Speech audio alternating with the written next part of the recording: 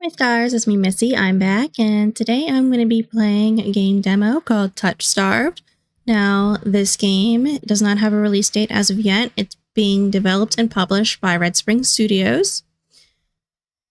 And I just thought it looked interesting. It's a visual novel dating sim with horror elements. The description for it says, TOUCHSTARVED is a dark romance visual novel where your choices determine whether the story ends with gothic romance or blood-curdling horror.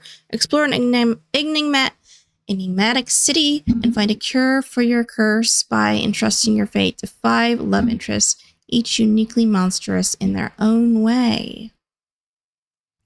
So this game sounded interesting, and I wanted to give the demo a try. Before I get into the game, 2 things.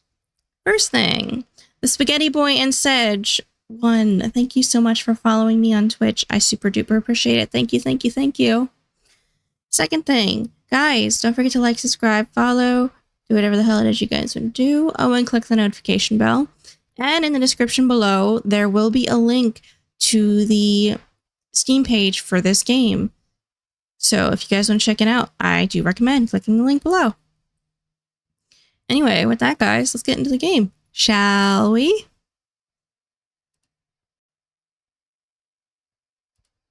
New game. Okay, I already have the music disabled completely. Content warning: TOUCHSTARVED is intended for an older audience and contains mature content that includes, but is not limited to, horror, graphic violence, strong language, alcohol, and drug references, injury, and dismemberment. Player discretion is advised. Well, looks like we're in for a fun time, isn't it?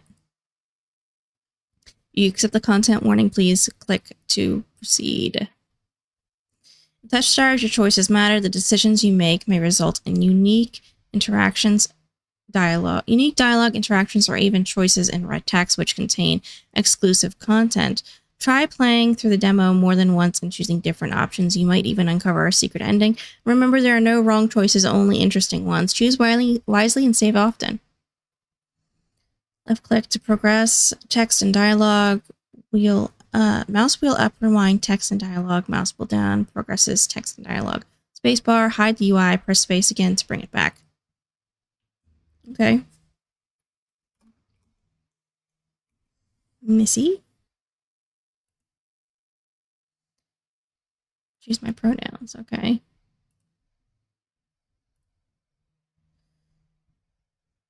This world began to unravel long before you were born.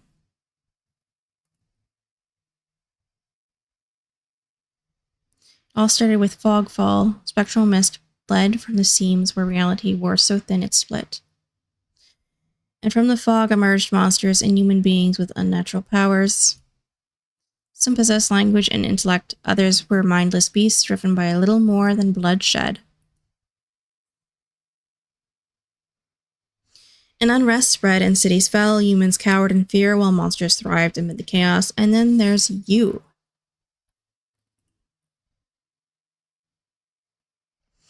You don't know what you are, but one terrible truth is certain. You were born cursed, with hands that alter the minds of those you touch. Choose your backstory.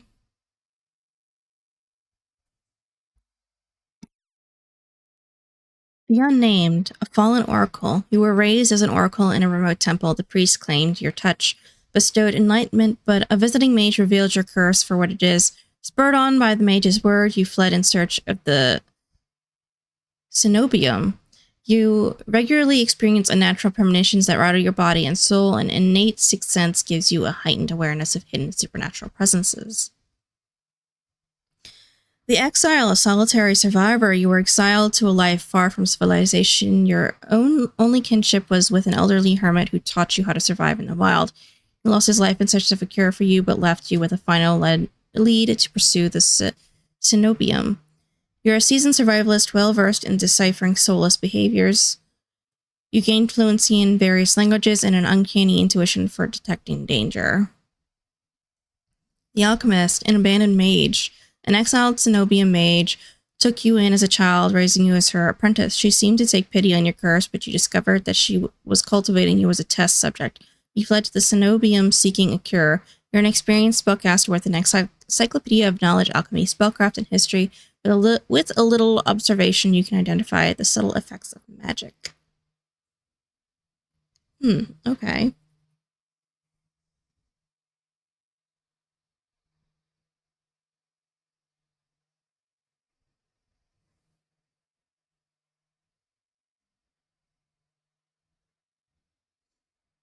Alchemist, the Unnamed, the Exile. I want to do the Unnamed. I think. Let's do the Unnamed. Your name is Missy. You selected she, her pronouns. Your backstory is the Unnamed. Is this correct? Yes.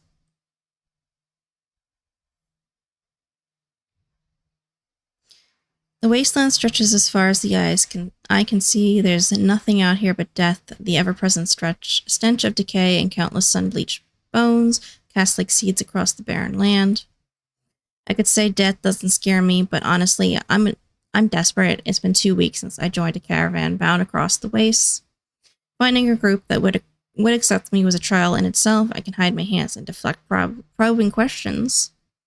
But sooner or later, people always suspect something strange about me. As rations grew sparse and canteens ran dry, tensions rose, despair began to set in until I saw it.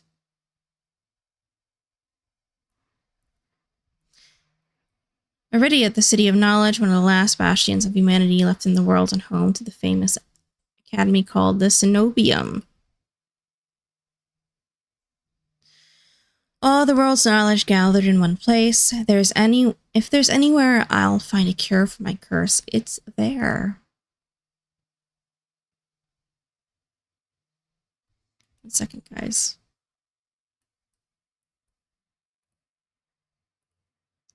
All that stands between me and a new life is a final stretch of salt-soaked waste, or so I think until I see the first tendrils of fog snaking beneath the wagon.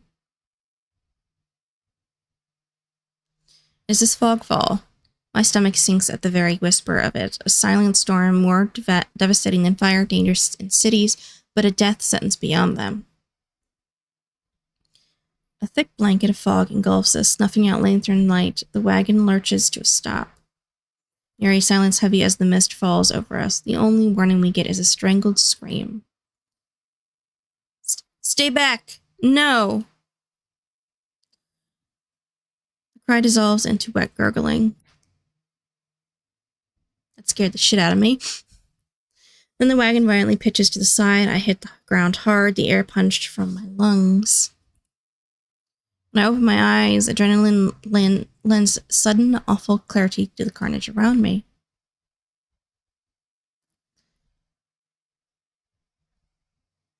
A trader I once shared bread with lies face down in the mud, their back reduced to long strips of torn muscle, gleaming gristle, and exposed bone. Bodies litter the wasteland. Try to rise, but my ankle explodes with pain so blinding, white blooms across my vision. Only when my eyes finally adjust do I see the dark shape before me. A soulless stoops over the twisted form of a caravaner. I freeze, but it swivels its head. A dozen bulging eyes twitch in my direction and blink as one. Soulless let out an ear-splitting shriek and charges me. Right before it reaches me, the beast barrels past, vanishing into the mist. A horse screams in the distance. I need to move now.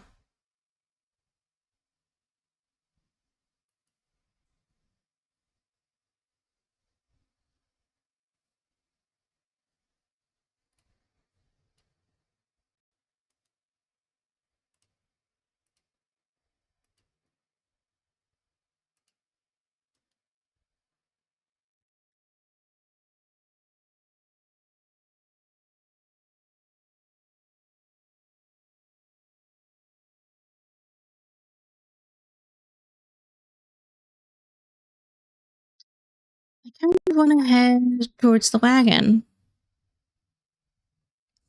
I take cover beside the wagon where the air is thick with greasy smoke. Fire eats through the gaping hall, spluttering where lantern oil mixes with brackish water. Every person I see is dead or dying except one. O All Mother, forgive our sins, guide us onto your hearth. We are worthy, we are worthy. Traveler grovels by the flames, their hands clasped above their head in fervent prayer. I glance upwards towards the gauzy lights of Iridia, just visible where the fog runs thinnest. I don't pray, not anymore, but the sight of the city is all the reminder I need. I came too far to die here. Rapid footsteps echo all around me. I turn in circles, frantically searching the opaque mist for the source, but the fog fall twists and stretches sound.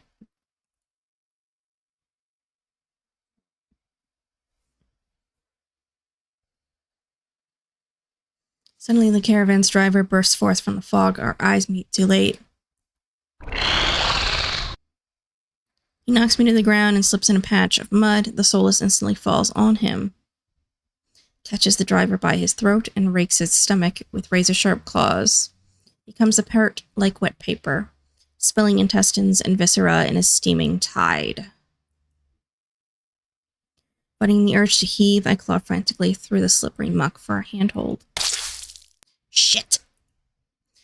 My hand catches on the jagged edge of a rib jutting up from the water. Bandages unfurl from the gouge, torn deep into my palm. But the pain is quickly forgotten when a hand closes around my wrist.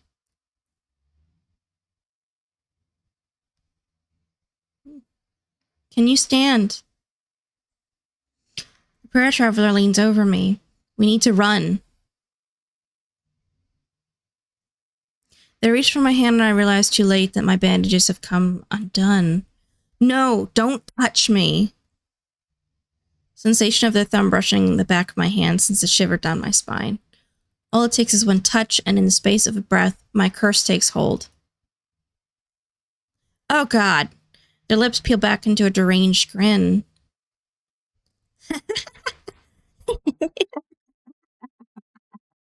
Oh, Jesus. No, I've seen this face countless times before. This is my curse, madness of my own making. Their grip on my hand tightens until pain radiates from my knuckles. Let me... Suddenly, clammy hands crush my throat, choke off my breath. Die! Die! Die! Die! Die! Die! Die! Die! Spit bubbles at the corner of their mouth and flecks my face, the edges of my vision darken as my lungs shriek for air. Fight. My nails gouge deep into the traveler's wrist, but no matter how much blood I draw, they don't flinch. The more I struggle, the tighter their grip grows. My pulse hammers in my ears, slowing with each thudding beat. This can't be happening. I'm going to die, and not because of the fogfall or the Solus, but because of my curse. Tears sting my eyes. No, not here. Not like this. And then their hands drop from my neck, leaving me wheezing for air. My lungs burn with each ragged cough. My vision clears and the traveler's face takes shape, hovering inches from mine, lips still split in that macabre smile, even as blood seeps between their teeth. They give one last shuddering breath, then slump over the claws hooked through their stomach. Solus shoves the body aside, its glowing eyes narrow as though grinning.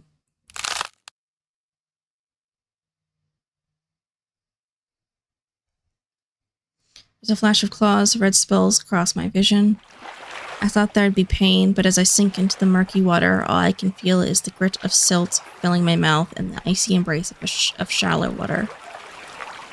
Caught an arm resting among an outcrop of reeds, mine neatly severed at the elbow. It should have taken both arms. Without them, maybe I could have survived. Maybe I could have had a home. Instead, I'll die cold and alone in a desolate wasteland.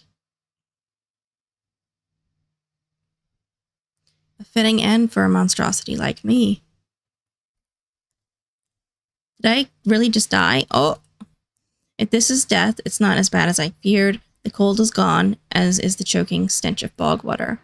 I could drift forever, cocooned in oblivion, until all thought and sensation vanished. No curse, nobody howling at me in madness and terror, nothing at all. A thought has a terrible appeal to it. But I take a reflective breath and air pours into my lungs, then out again in a ragged gasp.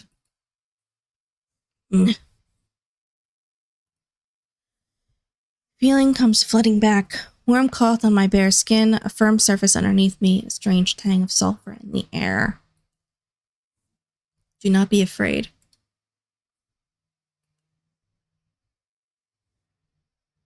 I twist my head toward the voice. Tears flood my blurry eyes at the bright glow of lamplight.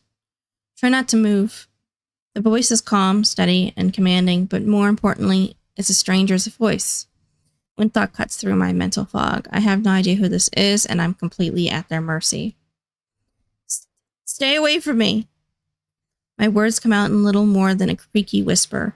I clamp my mouth shut, hating how weak and helpless I sound. No. No? Who the hell is this? I back down and let myself slump back against the thin pillow, wincing when the motion jostles my head. Cooperative patient. Thank you. The words swim in one ear and out the other without much comprehension. Pull the sheet up higher, wiping my eyes until my vision clears. The stranger towers over my prone form, warm light, limbs his pristine medical coat.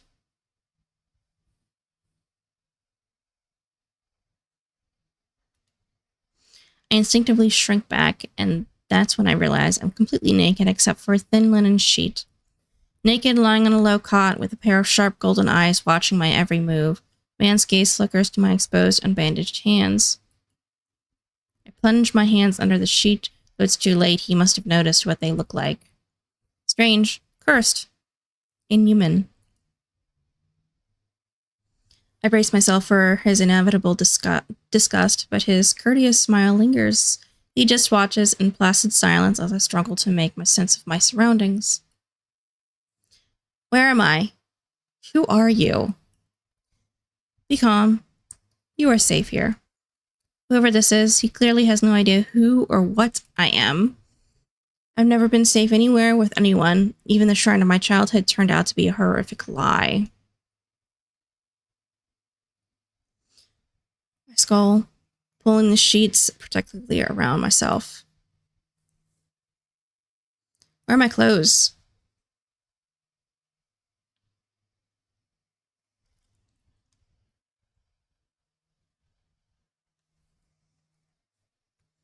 The man's golden eyes narrow slightly, a sharp rustle.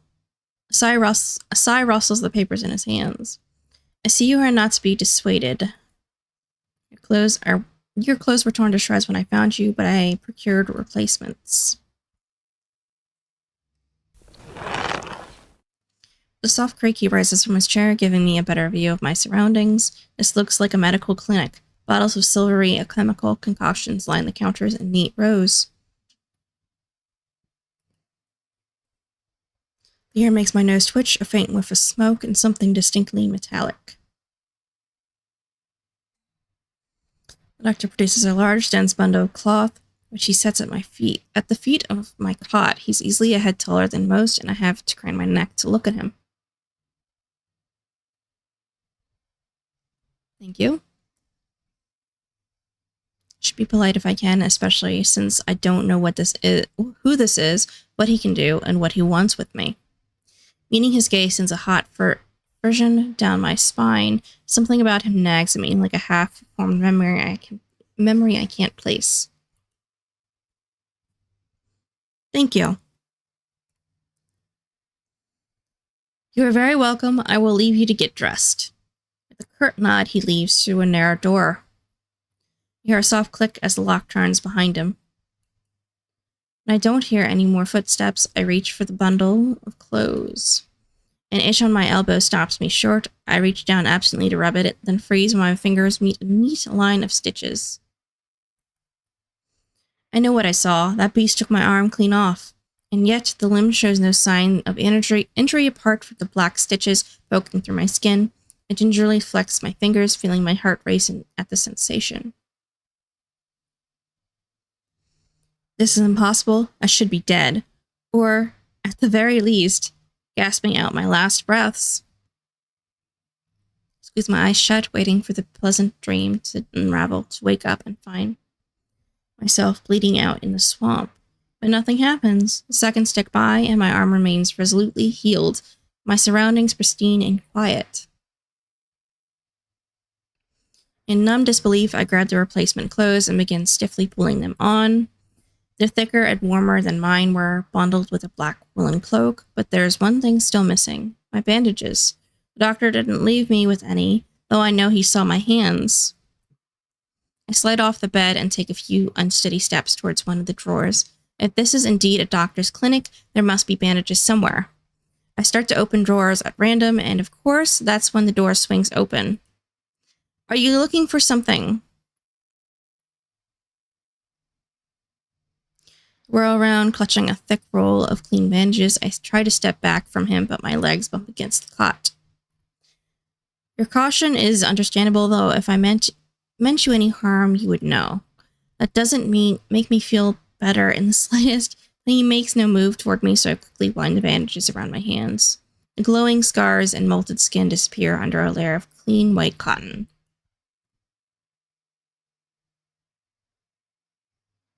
May I ask why you need additional bandages? I can heal.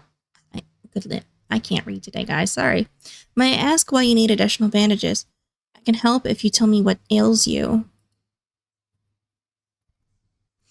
I doubt it. Traveling from Iridia was a gamble born of desperation rather than hope. Nothing has come close to curing my curse. And yet, my left arm twitches, the arm that was severed before my very eyes.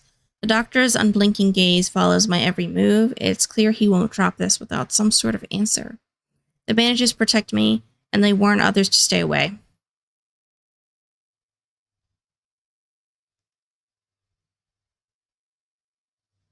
Tried every way of covering my hands, and this works best. Most people avoid touching me as soon as they see the bandages.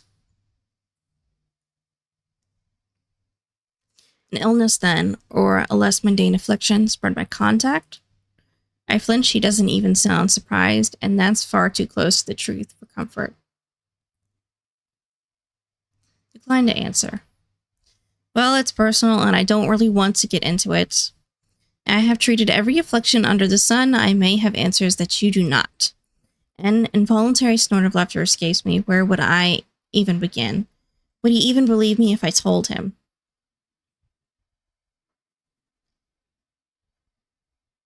I shake my head. I need to know more about this doctor before he figures me out. Who are you?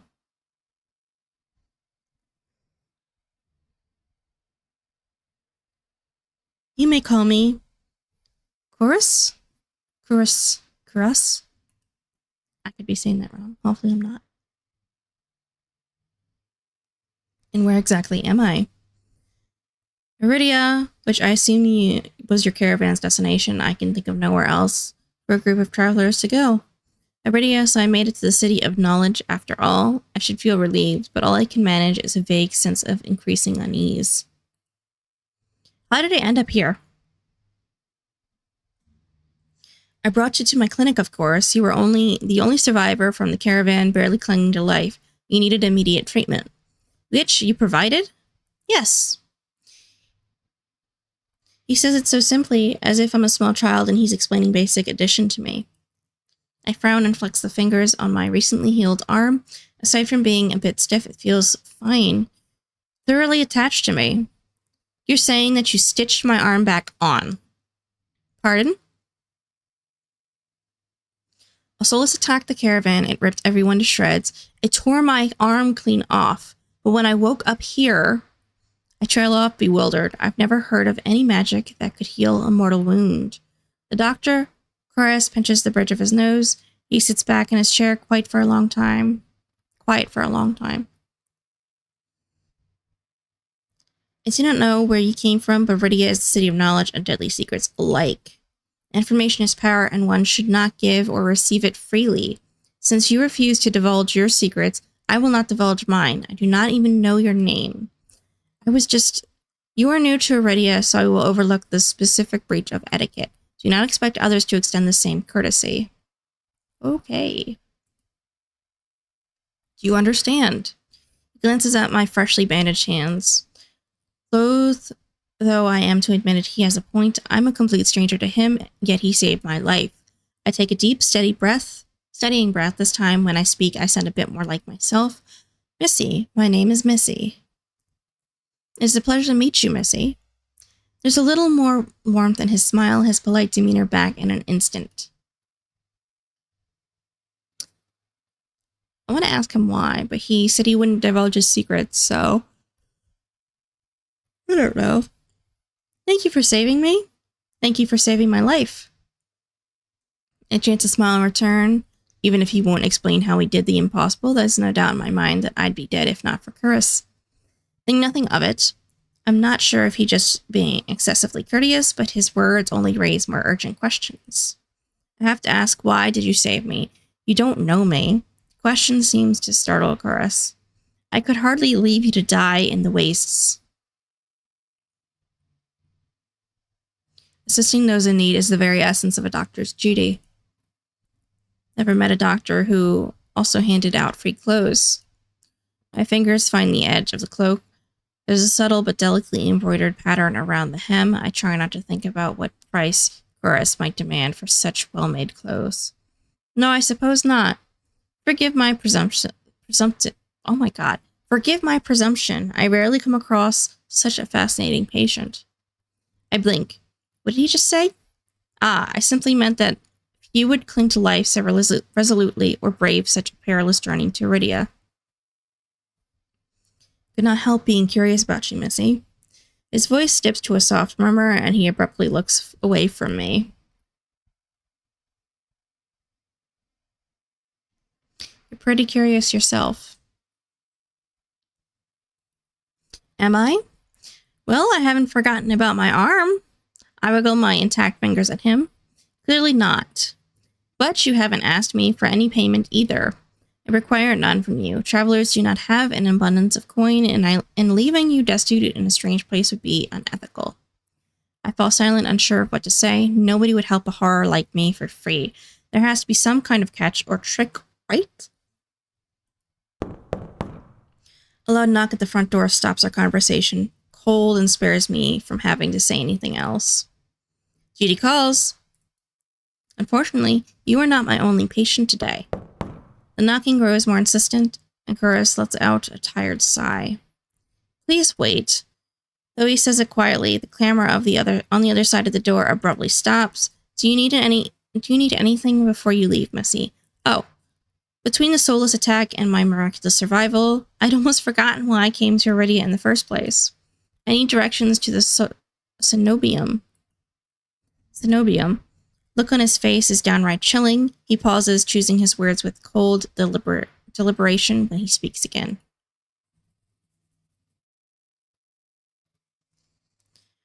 Whatever you seek, it is very unlikely you will find it there. Cenobium's gates open for precious few visitors, and even if they open for you, you would not like what you find inside. My heart sinks. Is he saying that I came all this way for nothing? Risk life and limb for nothing? No, that can't be. I've only just arrived, and Iridia is the largest city still standing. There has to be a cure for me here. And if not the Cenobium, where would you suggest? Do you know anyone else in Iridia? I shake my head. Then I suggest a local guide. Head to the Wet Wick, and ask for Leander, the leader of the Adderstone. Excuse me, the Wet what? The Wet Wick. He sounds deeply unamused. Follow the Adderstone postings. They are difficult to miss. When you meet Leander, tell him I sent you. That isn't much to go on, but Curtis points toward the back door. You will be safe so long as you do not draw attention to yourself. It's easier said than done. I've always been a magnet for the worst sort of attention. You require my assistance, you may return whenever... If you require my assistance, you may return whenever you wish. Though he's smiling, there's a note of finality in his voice. Resigned to my dismissal, I slip out the back door. I find myself standing in a narrow and rather gloomy alley. I pull the new cloak up over my nose, stepping over the contents of empty chamber pots.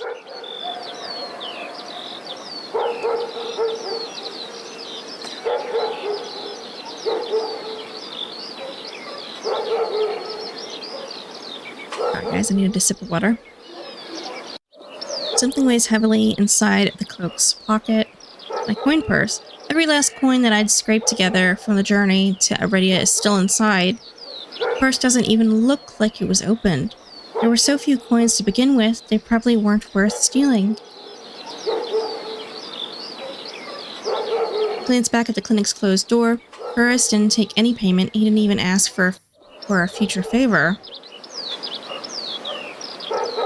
He also said that in Iridia, secrets are power. Does he expect me to give up mine at some point? That's not exactly a comforting thought. Still, no matter why he did it, Curtis gave me a second chance and a lead on where I might find help.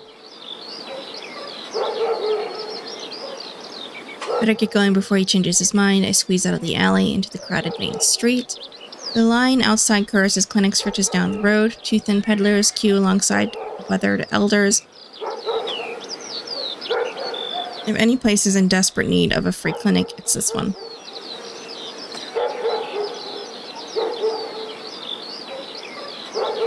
The cobblestones are treacherously rough under my feet, deep grooves worn between them by regular flooding and decades of hurricanes. I knew Iridia was a river city, but I didn't expect it to look so eroded. The buildings are tired and dilapidated, all crammed together in narrow streets. There's something else. A charge in the air like the shift in pressure before a storm.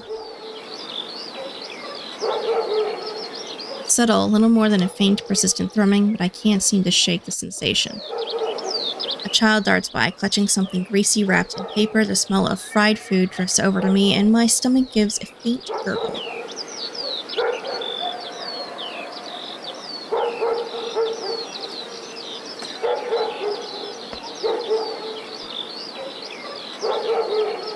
This morning's catch! Fried up hot and fresh! Not too many eyeballs today!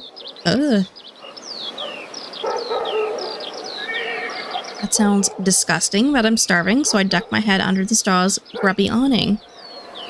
Large fish stares up at me, its three bulging eyes still visible through the thick layer of crispy batter. The vendor gives me a gap-toothed grin. Goodness. What's the cheapest thing you've got? The vendor points at a metal basket of what looks like long strips of savory fried dough. Crush long, lads. 3 coppers apiece. Don't burn your mouth. I take the coins out, counting them gingerly. At this rate, I might not even be able to afford dinner. Reluctantly, I drop the payment on the counter and take my meal. 3 streets later, I pass under a wrought iron archway adorned with dangling garlands of red and pink lilies. The buildings in this quarter are a dizzying riot of color, painted walls and tinted glass everywhere I look. Sheer red and pink curtains fluttering in open doorways, musical voices call out invitingly, incense mingles with the pungent scent of flowers, barely covering the salt and musk of warm bodies. This must be Iridia's entertainment district. I'm polishing off my food and dusting the crumbs from my hands when I spot a poster. Features a silhouette of a smiling man wearing a single dagger-like earring. Oh my god, I can't read. The words, "The Adderstone," printed above his head. If Leander is leader of the Adderstone, then the face printed on the poster is likely his. I follow the line of identical posters around a corner and nearly hit my head on a precariously dangling wooden sign. Looking up, faded orange letters read, "The Wet Wick." The facade of the building looks like it's seen better days, but I hear faint music and laughter coming from inside.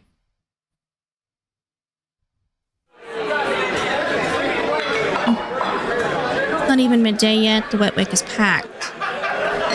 A loose collection of Iridians crowd the bar, taking up tables and gathering in spaces between.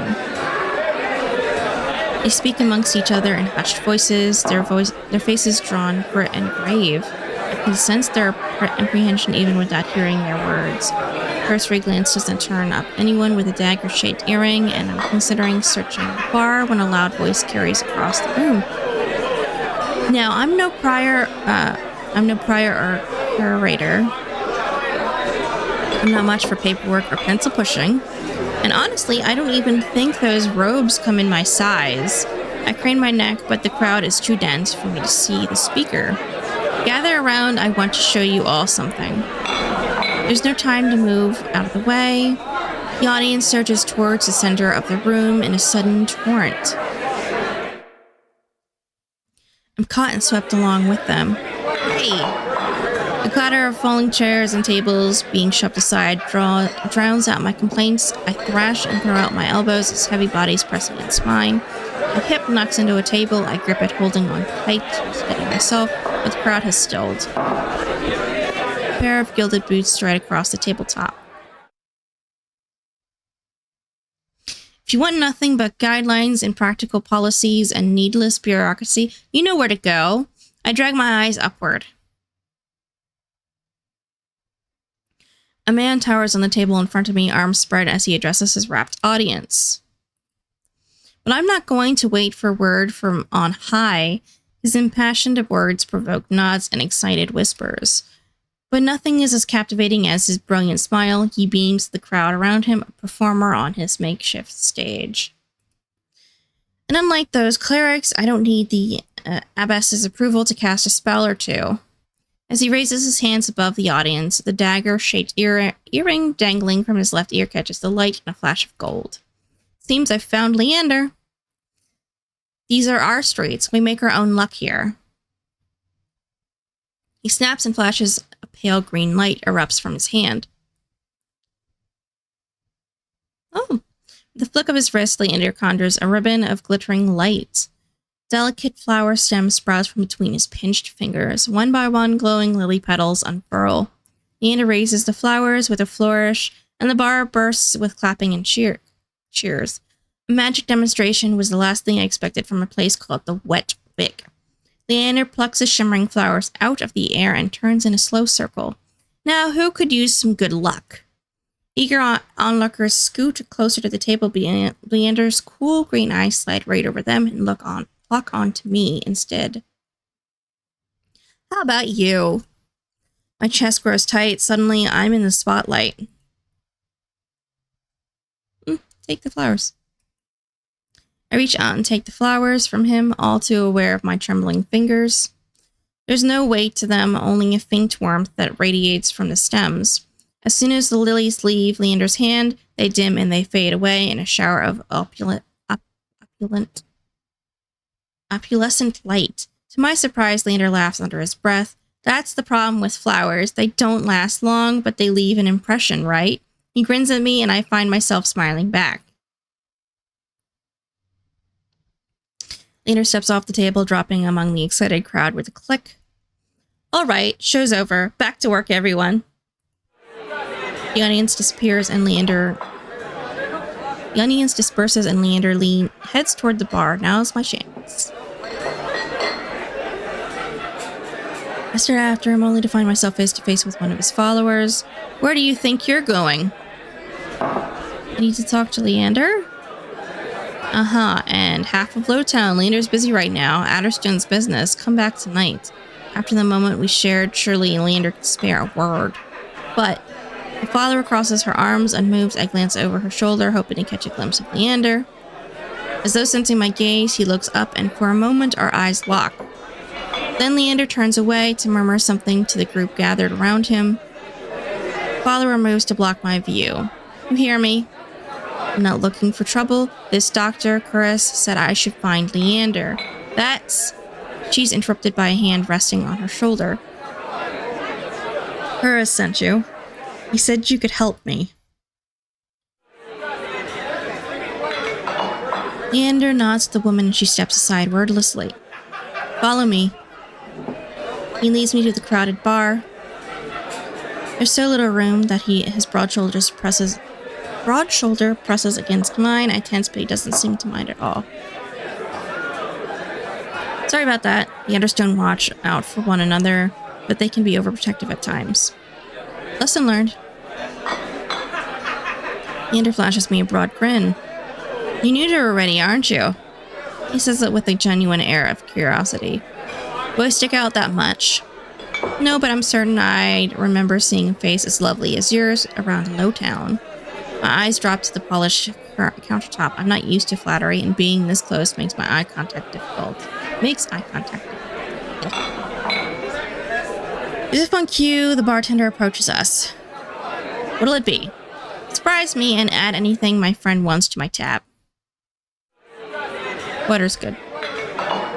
Water's fine. The bartender leaves to fix our drinks. Leander leans his elbows on the counter.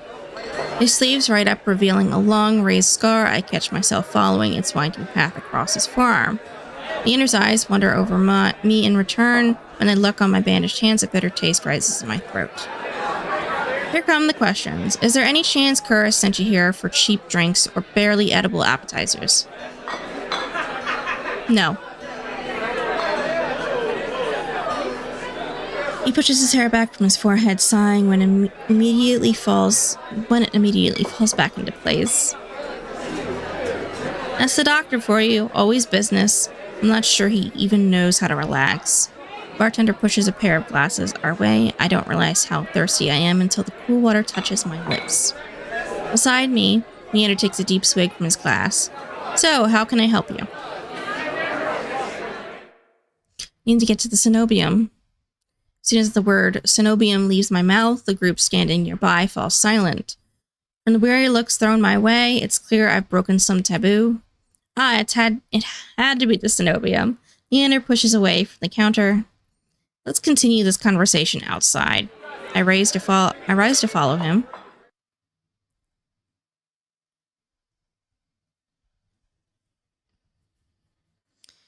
Leander leads me into an alleyway tucked behind the wet wick, layers upon layers of frayed and faded Adderstone posters plaster the walls. Seeing them side by side, the resemblance between Leander and his printed likeness is impressive if abstract. Curtis didn't send you here to ask for a personal escort to the cenobium, did he?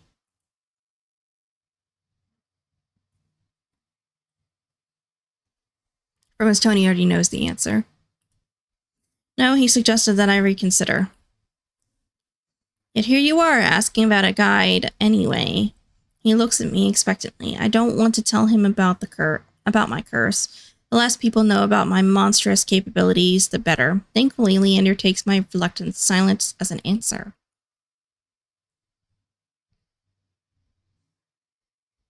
Are you aware of Iridia's particular currency? Information's worth its weight in gold here. I don't much care for outdated traditions, so I'll be completely honest. Cenobium won't help you. They're more likely to torture you than lend you a hand. The cenobium's supposed to be a place of learning, a sanctuary. Cenobium has always been heralded as the last bastion of human knowledge, a shining beacon of hope in a fading world. If any place held answers, it would be the cenobium. That's why I came here. Leander nods patiently. You're not the first person to fall for their propaganda. I grew up idolizing the cenobium. I wanted nothing more than to join their ranks, to learn magic from the best, to make a real difference. I was young and blinded by the legends and the legacy. I was so damn naive. He shakes his head. All it took was one trip here to Lowtown to show me the truth. Unless you've got a heavy purse or highborn blood, the cenobium doesn't give a damn. They'll never open their gates for the ones who need help the most. And it's all a lie. Things that seem too good to be true are often just that. Such a simple statement, and yet it leaves me reeling. Leander watches me as though weighing something in his mind. But that doesn't mean you're hopeless, far from it. I founded the Adderstone to help people like you.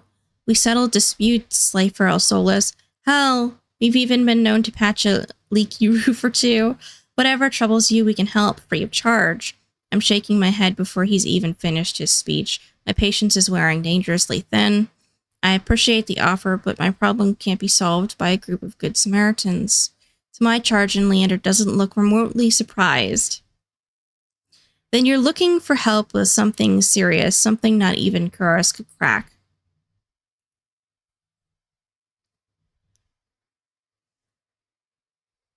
Must be a truly remarkable problem if you came all the way to Iridia searching for help. Tell me, how can I help you? Leander may not work for the cenobium, but he is a mage, a powerful one if his demonstration earlier is any indication. Indecision gnaws at me. I don't know if I can trust him, but it's not like I have any alternatives. I hate to admit it, but this might be my only path forward. My confession comes out in a strained whisper. I'm cursed.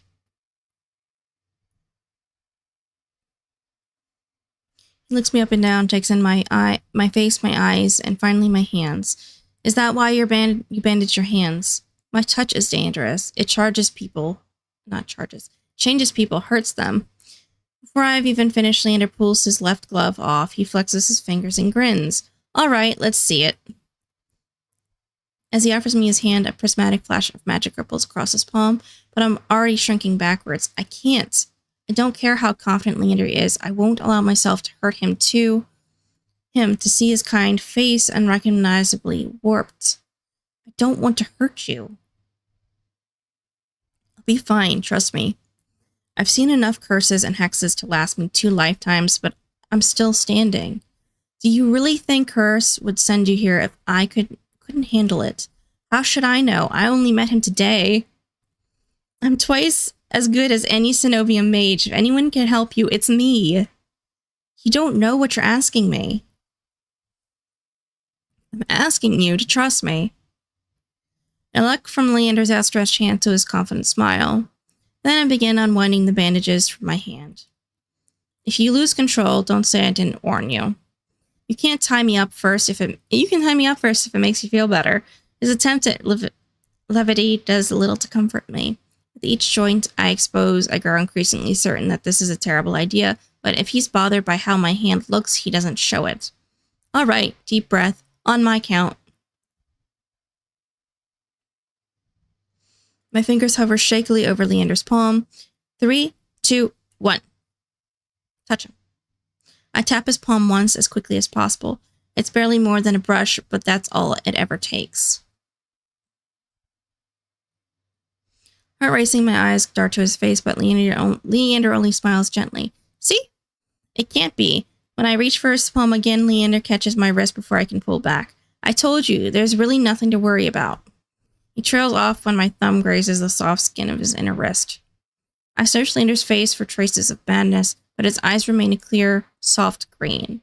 Neither of us speaks as I trace the contours of his palm, lost in an awareness I wasn't anticipating.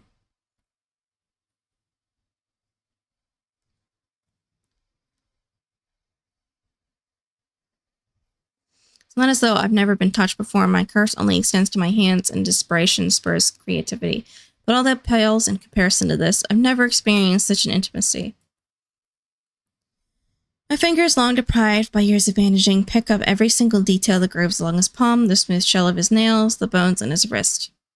For as long as I've lived, I've never been able to hold someone's hand without dire consequences. I never realized what I was missing.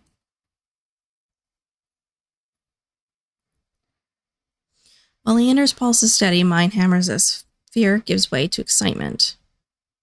Let him go. I draw my hand back and take a steadying breath. My head feels like it's stuffed with cotton. Habit alone guides me through the motions of rewrapping my hand, although my fingers tremble too much for the bandages to lie flat. I can't believe that worked. I've really forgotten my manners. May I ask your name? I'm Missy. Missy, this curse of yours. It's unlike anything I've ever seen before. I can tell you're careful, but it's best you kept this between us. Are you staying in Lowtown? I pause, room and board was something I'd yet to consider. I don't know. Let's get you properly settled then.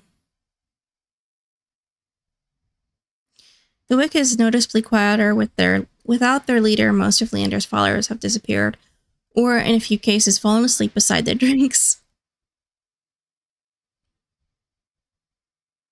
Got any rooms left, or did my lot grab them all to sleep it off?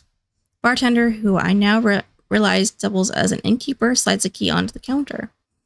The usual room.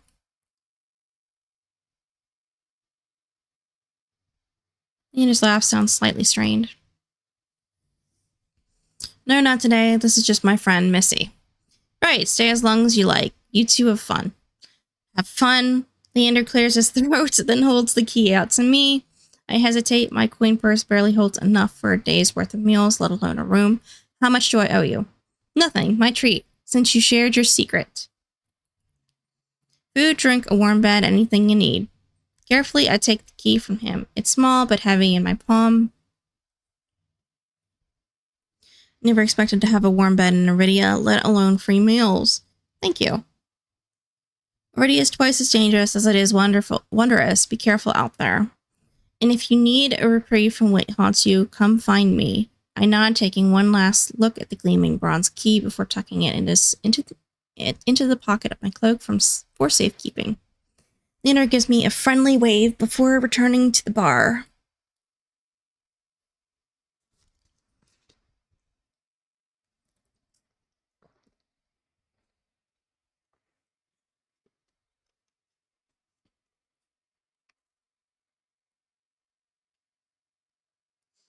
Dusk glitters in the sparse rays of light, illuminating the room. The furniture is tired, the walls cracked, and a large lumpy bed serves as the centerpiece. I can't remember the last time I slept in a bed, and I never imagined I'd sleep in one tonight. When I collapse onto the bed, the springs let out shrill squeaks. Finally, I can allow myself to rest. My eyes fall shut before long.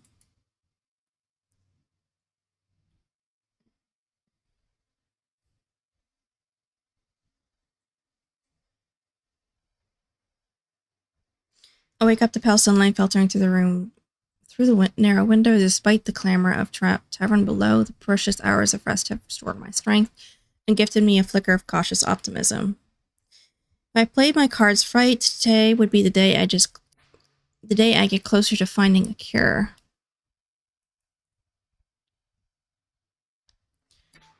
I quickly head out of the wet wick. The air clings sodden and heavy with the lingering scent of rain. Without the afternoon crowd, the district looks barren and bleak. In the middle of the street, a pair of crows quibble over stale bread crusts. I pause, watching them while I consider my next move. Paris and Leander both make it clear that the cenobium can't be trusted, but I came so far and endured too much to give up now. I needed to see the cenobium for myself, if only to satisfy my curiosity.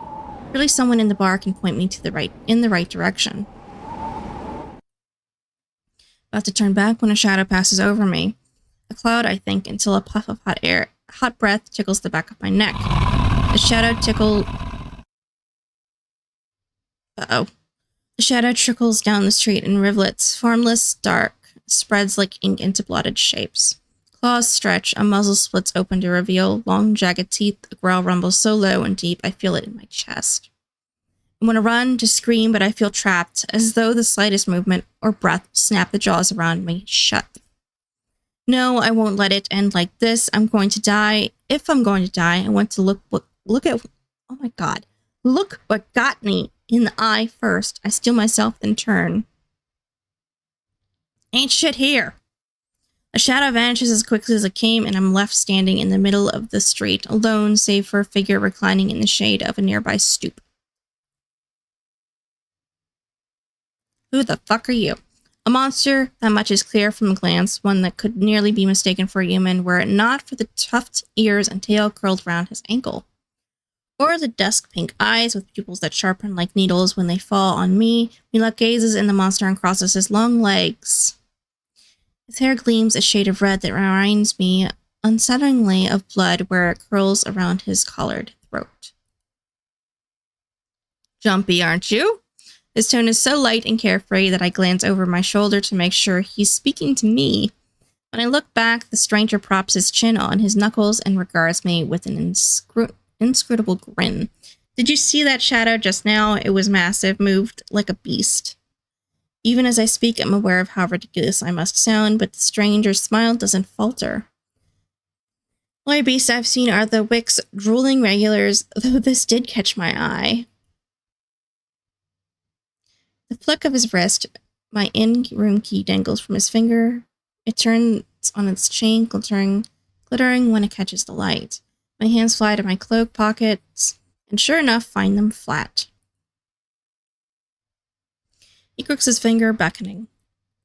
I've already taken 2 steps forward before some stifled instinct stops me. Something feels wrong.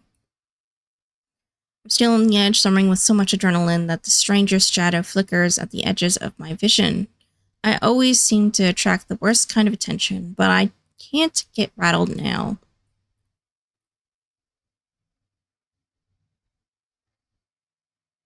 Who said that's my key? Who said that's mine? He smiles wide enough to reveal sharp fangs. I saw you drop it. You really should be more careful. City like this, somebody might take advantage. A bald-faced lie, said without a hint of irony.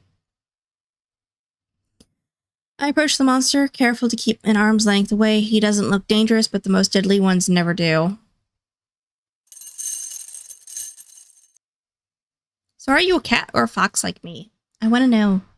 Stranger's chain softly clicks with the tilt of his head. His ears flick. Keeping your distance. I'd be stupid to trust you. You think I stole your dinky little key from all the way around... Oh my god. All the way over there? Over here? Blech.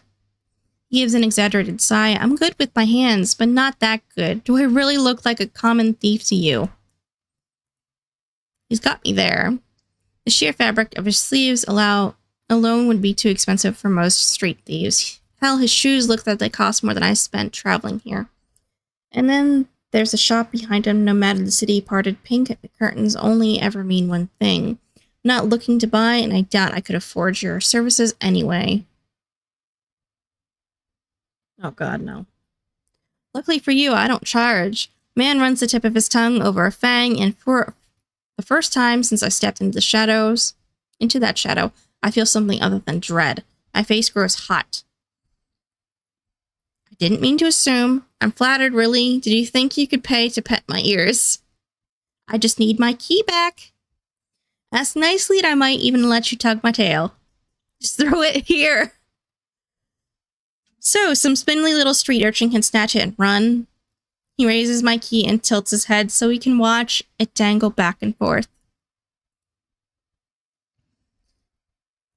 I suppose I could just claim your room for myself. Not that I'd be caught dead slumming in the wick with the rest of those slack-jawed imbeciles. You're obviously not from around here, so tell me, traveler, what misfortune brought you to this wretched place? His voice practically drips with derision. I'm not telling you anything.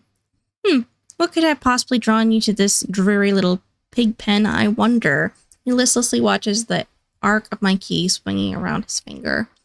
The weather's shit, the food's dreck, and there's entirely too many monsters for a human to feel safe unless... Dagger-sharp eyes flick towards me. They gleam bright with amusement. Unless you're just dying to consort with monsters. By now, my embarrassment has worn away, leaving simmering impatience in its place. If this is a shakedown, it's the most frustrating one I've ever heard of. Walk away. His grin widens when I take a step forward. I knew you'd... and crumples as soon as I walk past him. Where are you going? Don't you want your key back? Fuck you. I played your own game. I can feel his eyes boring into my back. As much as I'd hate to lose my lodging, it wouldn't be the first time I've resorted to sleeping on a street. Wait! What do you want? When I look over my shoulder, the monster has risen from the stoop. He hesitates, lips parted. Oh, look at you! I've made you blush. Aren't you just fucking cute? Tricked you little fucking bitch.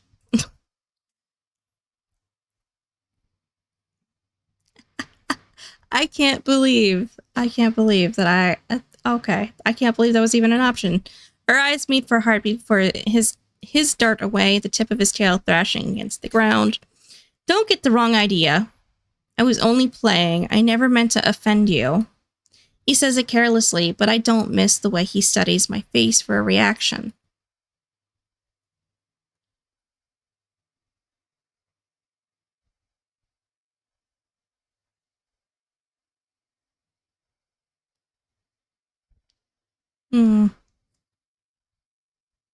I thought you were flirting. Seemed more like you were flirting. Is that so? Well, I must admit, it's not every day I meet someone quite like you. Like me. The stranger purrs in response. So you're a kitty cat, huh? How do I put this? You have the air of someone at the end of their rope. Did you come to already in desperate search of something? My mouth suddenly feels dry. I could be the answer, you know.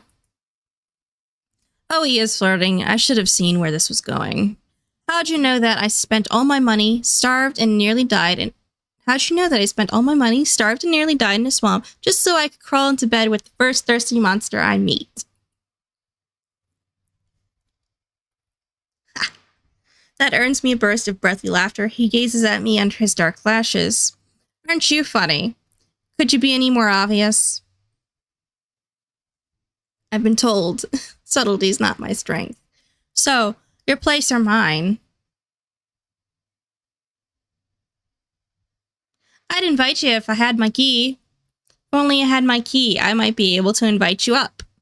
His languid gaze glides from me to the key in his hand and back. Take my hand and we'll go together.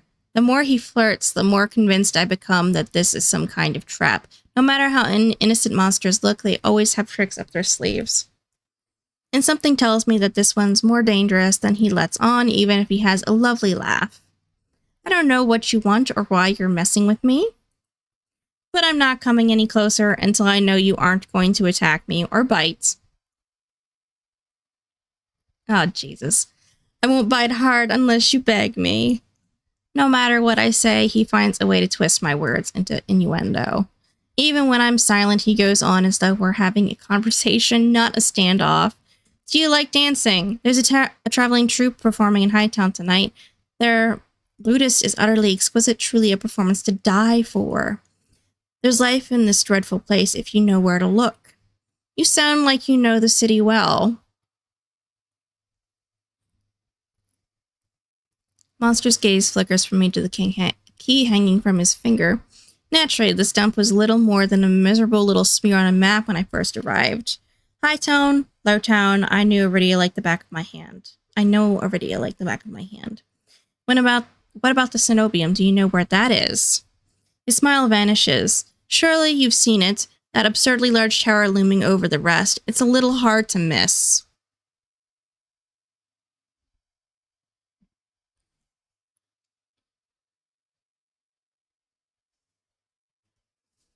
He must mean that spire I noticed when I first caught sight of Iridia. Cenobium's overrated, forget about it. I can show you things these stuffy boars in their limp dick tower couldn't even dream of. What do you say? How about two of us have a little adventure? We've already got plans. Oh, have you some pressing matters at the Cenobium? Lunch dates with librarians, tea times with the most esteemed abbess? That's my business. What's it matter to you? I square my shoulders and the amusement bleeds off him. Oh my god. Out of him. Your loss.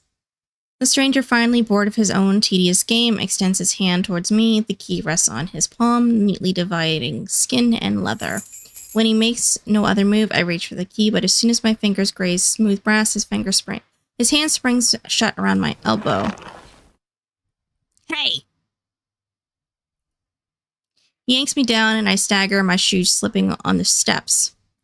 For a sick moment, I fear my bandages will unravel under his touch. He's careful not to disturb them even as he grips my arm. I know I smelled blood. You reek of the road and death. And that fucking doctor. Okay. His voice, once silken, lowers to a smooth, smoky growl. The shadows around him seethe and boil. I figured it was him that was the shadow that scared us. And something else. He murmurs against my throat, nose grazing my jaw. His breath trails down my neck, sending a thrill of dread through me. His wide, flat eyes gleam with naked hunger as he gazes at me. Let go! Just when I fear he'll bite, his grip loosens and his eyes widen with awe. It seems I underestimated you. You're...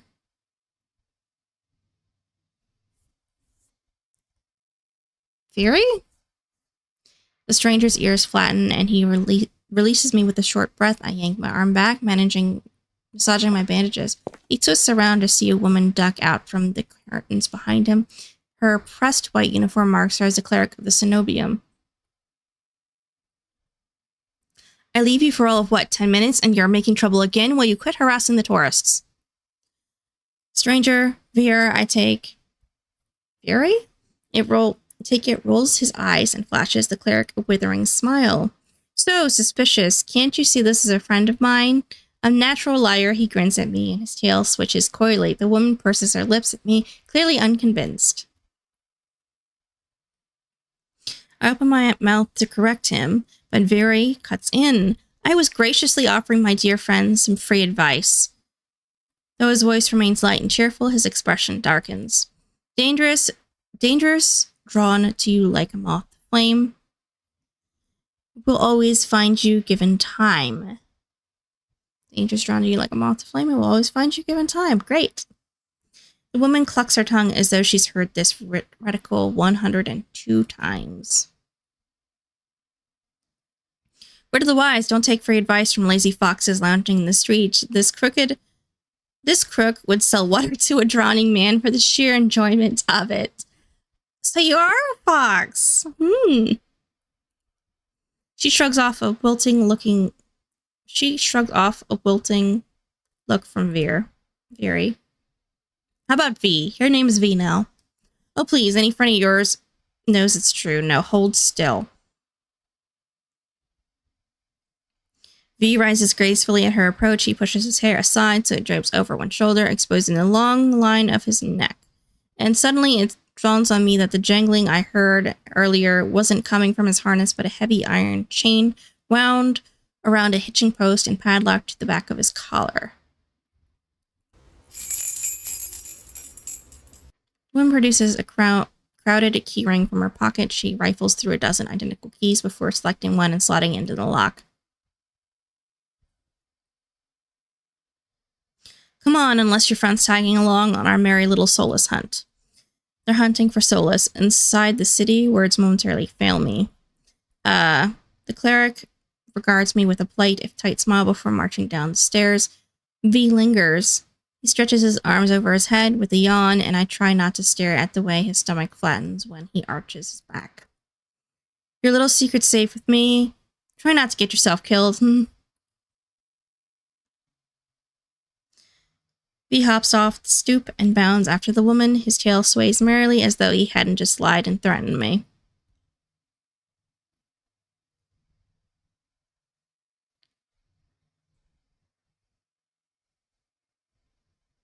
Did you try that thing I mentioned, the Loventian knot? That the one where you take 3 fingers and actually, don't tell me, knowing you, it's probably disgusting. V's airy laughter echoes down the street. It's only after he and the cleric have vanished from sight that I realize I'm still missing something. The key! Reflexively, I shove my hands in my pockets and find it, the room key. I raise it to the light. Sure enough, it's my key, but the realization is hardly comforting. I don't know what V's game was, or what he wanted from me. All I know for certain is that the Cenobium can saw fit to leash him, a fate I could share.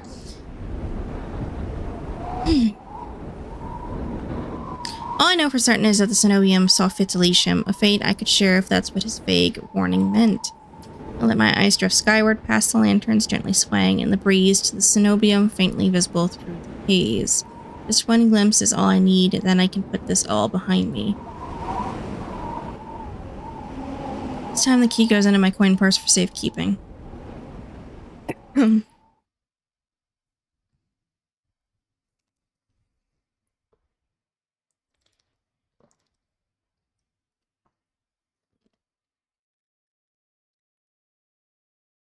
Easy enough to follow the winding streets climbing uphill toward the distant tower. Hours later, legs aching, sweat beating on my forehead, I finally find what I'm searching for. The Cenobium of the Luminous Void.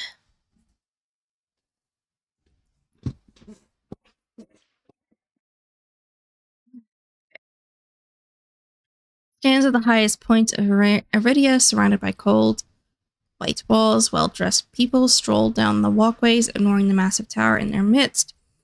I'm the only one standing before the gates. I crane my neck up until the top of the Cenobium spire disappears in the clouds overhead. My stomach gives an uneasy lurch. Though far grander than the humble shrine of my youth, the Cenobium is eerily reminiscent of a gilded birdcage.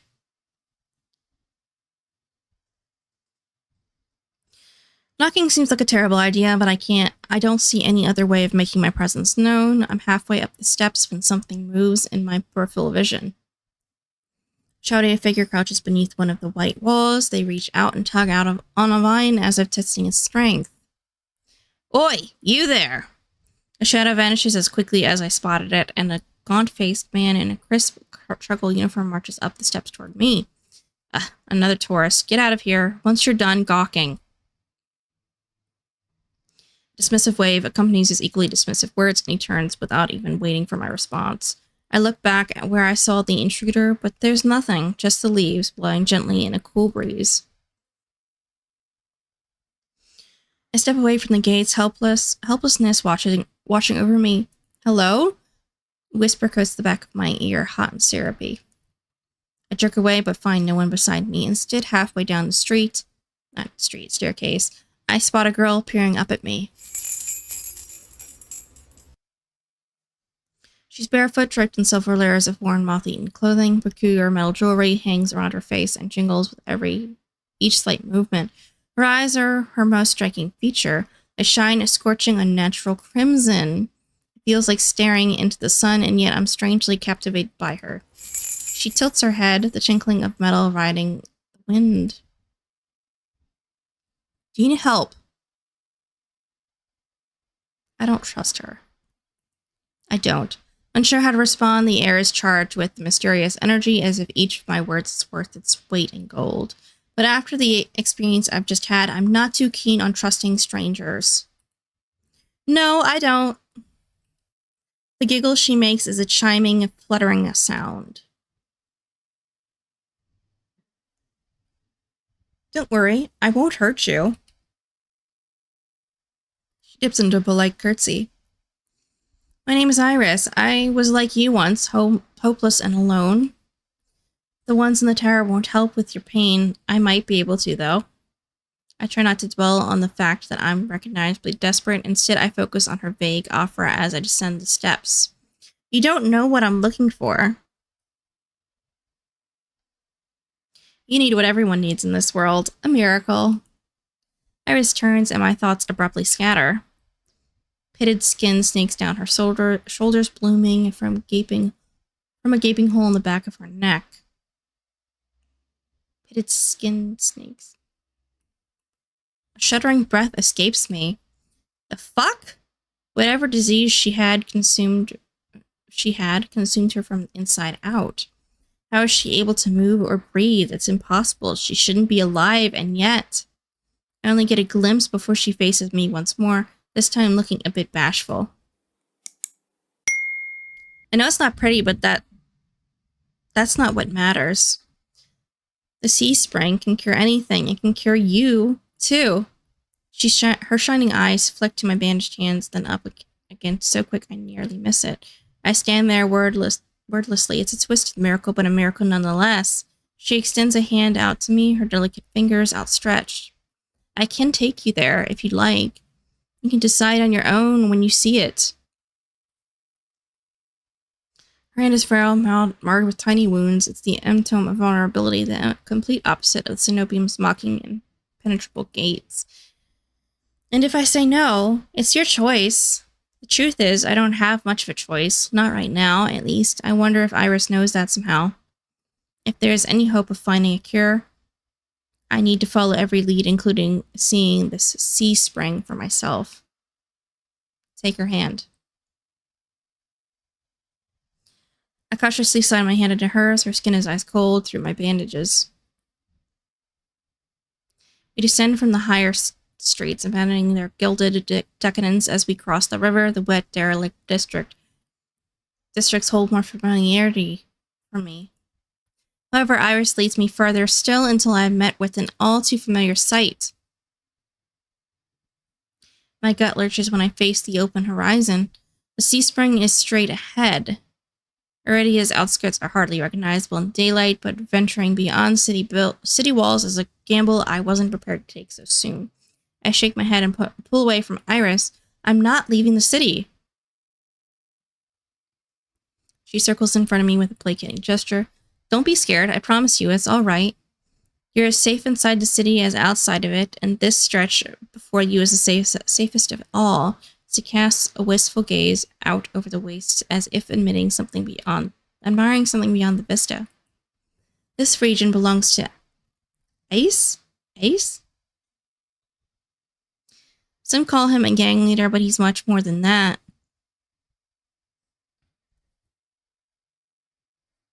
It's difficult to string my thoughts together. Only a fool would leave the city, but a primal instinct tells me that Iris isn't lying. She rolls around with another curtsy, jewelry twinkling playfully in the sunlight, her doe eyes soften with a smile. As I said, it's your choice. Thank you for coming this far. I hope we meet again, Missy. I blink and she's gone. Confusion grips me as I look around, searching for any trace of her. I didn't tell her my name. But I'm completely alone with only the vast nothingness of the waste for company. Did I just imagine everything? No, that whole encounter was real. Again, that primal instinct insists on it, just like it insisted on Iris's honesty. The sea spring is straight ahead. If it managed to cure Iris, I need to see what it can do for me. I venture further, nerves and determination roiling together in my chest. My heart pounds with each step I take from civilization. It doesn't take me long to realize it's not the only heartbeat I hear. Like a flitting gnat in the back of my mind, I'm certain there's another pulse thrumming through the earth underfoot. I felt this presence before when I first set foot in Iridia. It's like a living dread coursing beneath the city, only this time it's drawing me closer.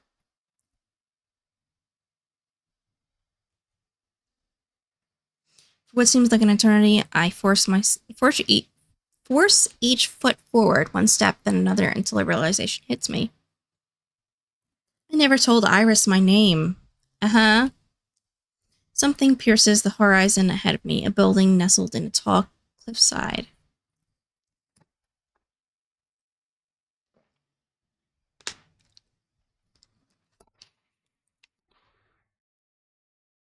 Appears so starkly out of place that it might as well be a hallucination dripping with extravagance and adorned in honeyed mahogany. It's an ornate jewel of architecture.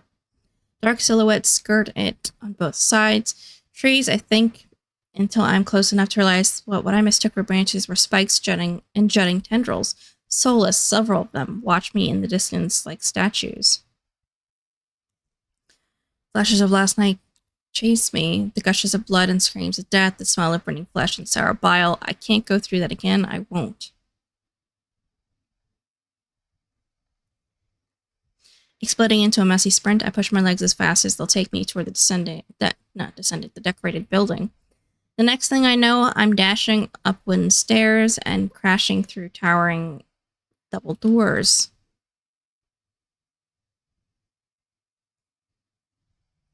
My lungs burn from exertion. I gasp for breath, desperate to be safe, but when I orient myself with my surroundings, it's more hellscape than sanctuary. Blood flows all around me, overwhelming my vision with the lurid, unholy red. Instinctively, my hand leaps for my mouth. But the rotten stench of blood never comes. Instead, a smoky scent hangs in the air, sharp and spiced.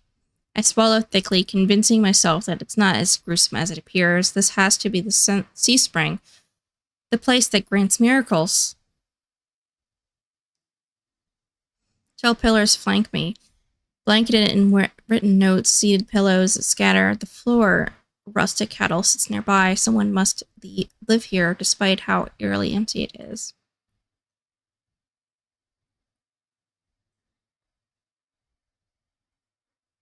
Stay silent. I approach the paper-covered pillars. Maybe something here can tell me more. I reach for the topmost. Reach for a note that's higher up. It reads, "No one will read this, but it's not for anyone else. This is evidence I existed in this rotten, grim world. Even so, I wish I could have stayed longer. The bog girl will be lonely without me. I should have told her how I..." The rest is scratched out. I wonder who wrote this. Before I can ponder it further, a sharp chill runs down my spine. Something's watching me. I quickly set the note back, my eyes darting around the wooden deck, but it's still empty.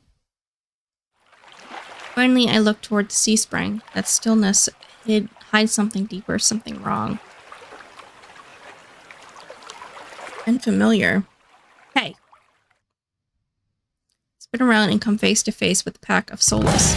They chitter and growl, tendrils and spikes flaring threateningly, all different sizes and species, but sharing one identical trait. Glowing crimson eyes. I try to back away, but my heel teeters over the sea spring. I'm concerned. I'm not... Oh my god. I'm cornered, not concerned. Sorry, guys. Watch your step. It's deeper than it looks. That voice again, all the sound of it. At the sound of it, the soulless freeze, their snarls quieting. I search for the voice's source and find it above me, lounging in the rafters. You look lost, little sparrow. His gaze is a violent crimson, one that sears through me, leaves me feeling raw and exposed. With the same eyes I've seen over and over, first with Iris, now with the soulless circling me, all bound by the sea spring's blood red. In the shroud of darkness behind him, shapes like massive tentacles twist and coil around the wooden beams. I can't focus. The soulless's growls ring in my ears. They're not advancing, but they could charge at any second. Panic rises in my throat as I struggle to track them. Hey! Eyes on me. My stomach rolls as I tear my eyes away from the soulless. Don't ignore someone who's talking to you. It's not polite. For a moment, anger knocks my fear aside. Who is this bastard? I'm distracted. I'm kind of distracted by the soulless about to maul me. Only on my command. I scan the soulless again. They really aren't attacking and are posturing more than anything else. You tamed them? Power of the sea spring. They're hungry, so they might bite. You could give me a reason to stop them. How about I didn't do anything wrong? Trespassing. And that's punishable by death? He gives me a non-committal shrug. Expecting mercy was your first mistake. I like how his name is Bastard. My voice stops in my throat. This bastard's coolness is both infuriating and terrifying. I rack my brain for a way to diffuse the situation.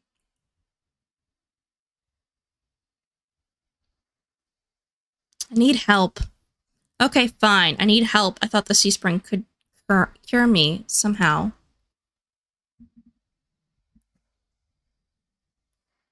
My voice wavers pathetically. Honesty has never been my strong suit. He cants his head to the side, appraising me, but doesn't respond. I fidget nervously. I'm telling you I came here for help. Are you listening? Your hands. Alarm jolts through me. I hide my hands under my cloak. Show me. Why? Won't ask twice. The sharp exhale, I reluctantly hold out my bandaged hands. Are you getting off on this? Unwrap them. He rushes to my face and fire to my tongue. I should give him a piece of my mind, but not when his soulless are one command away from ripping me to shreds. And no matter how much I will myself to move, my body stays frozen in place. I stand there for a long, agonizing minute.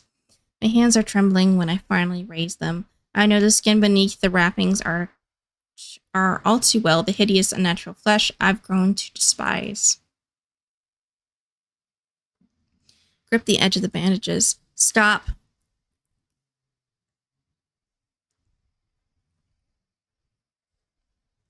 With a weary sigh, the man slides off the beam and lands with a thud that shakes the panels underfoot. He's a monster with an imposing figure that towers over me. I couldn't tell how tall he was before, but he's big. Illuminated by lantern lights, his features are stronger and sharper. Subtle clicks of metal accompany each of his footsteps. The closer he gets to me, the faster my heart itches. What does he want? Is he going to kill me? I step backwards and find nothing to set my foot on. I'd forgotten my back was to the sea spring. I fall right before a warm hand catches my lower back. Hovering above the C-string, the scent of smoke and leather envelops me. Blazing eyes bore into mine. Told you to watch your step. I'm too stunned to muster a response. Like I weigh nothing, he guides me back to the solid ground. Following a subtle gesture from his fingers, the soulless around us disperse and relax. The shift in their demeanor is so abrupt it gives me whiplash. The enormous tentacles are no longer in the rafters, but no, I doubt I ever saw them at all. Either way, I let out a breath of relief. Thanks. As focused on me as he was before, the monster pays no attention to me now. He kicks some seating pillow out of the walkways, checks the contents of the kettle with the skull. Sudden disregard is almost insulting. So that's it? I'm not a threat anymore? Never were one. Then why'd you threaten me? People get honest when they're afraid. In other words, he was messing with me. I drag a hand over my face, exhausted by the fact that this is the second time a monster has provoked me today.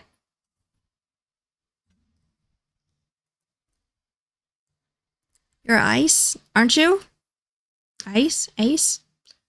Depends who's asking. One of your friends told me this was your territory. She also said you were a gang leader. There's no one else here. I thought there'd be more people. Ice picks up the kettle, walks to the edge of the C-spring, and dumps the contents into the endless red. They took a walk. His pleasant smile stretches ear to ear. Then in an instant it drops. I get the sense that I shouldn't ask about that again. You said you came here for help? Depends. Can the C-spring cure a curse? Probably. You mean you don't know? Nope. He shakes out the empty kettle and starts collecting stray cups, tidying up. My frustration builds. I narrow my eyes at him in a questioning glare. When he notices, he returns it with an amused smirk.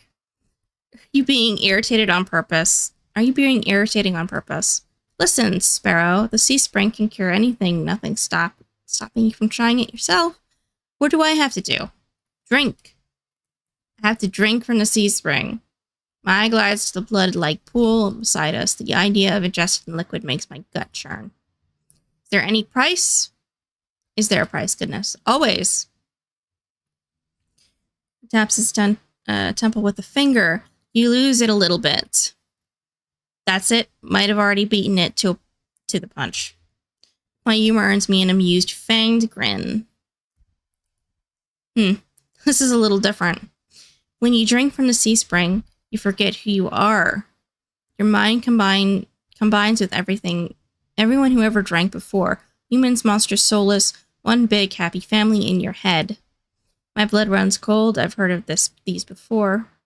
Group minds. My tenants used to tell me that my power grants people access to a higher plane of understanding. A group mind of my own making. All lies. Something tells me this is real, even if one thing doesn't add up. Your eyes are red too, but you obviously haven't forgotten who you are. Before I can finish my sentence, Ice strides past me towards the entrance. Time's up. Let's finish this later. Wait, already? You barely told me anything. Came on a bad day. I've got somewhere to be. There are still too many questions burning on the tip of my tongue. My frustration spills out before I can ask any of them.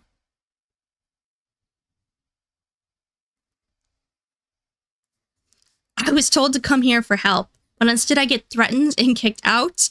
You're joking, right? Watch your tone. I'm nice, but you don't want to ruin the host's mood.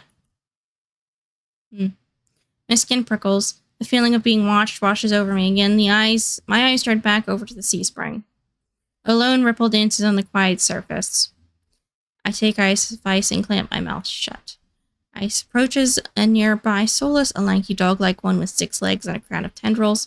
Several sets of red eyes adorn its sides. Its forked tail wags rapidly when Ice squats beside it.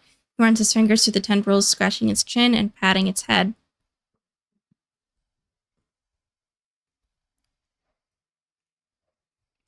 A gentle smile plays across Ice's lips. The affection he holds for the soulless is painfully clear. I dip my eyes away, my stomach fluttering at the tender sight. getting dark out, so this pretty girl will guide you back. Following a short whistle from Ice's lips, it trots over to the entrance, obediently, tail swaying. I watch the soulless warily. Pretty is not a word I would use to describe it, and the idea of it protecting me sounds absurd. If I decide to drink, how do I find you? Find someone with eyes like mine. They'll point you in the right direction. But think it over. Once you drink, you can't go back. It's a lot to process, but I give a small nod. At least I know I have another option for a cure, as disturbing as it may be. Follow Solus at a measured distance and watch it nudge the giant doors open with ease. When I am about to cross the threshold, I sneak one last glance behind me. My heart sinks when I meet Ice's eyes. I'm about to snap my head away, but he just flashes me an easy smile. Till next time, Sparrow, I'll buy you a drink for scaring you.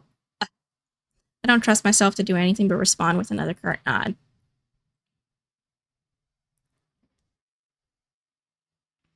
Aside from crimson-eyed, soulless scuttle around, it's hard to believe it's the same threatening pack from before. They chase each other in circles around in the bog's mud. They pay no attention to me, as the dog-like one escorts me away. It's an uneventful trip. Sometimes the soulless look over its shoulder at me to make sure I'm still there. I'm still following.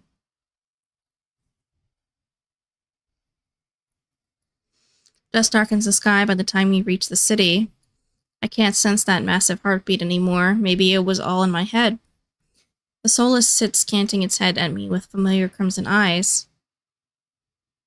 Pet the soulless. As nervous as I am, I carefully glide my fingers through the soulless's tendrils and scratch beneath its chin, just as Ice had. It pushes into my palm in response, rumbling with a sound akin to a purr. The vibrations are seizing, almost therapeutic. When it's satisfied, the soulless spins around and scampers back into the direction we came, vanishing into the darkness. I've just arrived in Iridia, but I've already encountered so many things I thought were impossible, tame soulless being one of them. My head spins. Maybe I should call it a day.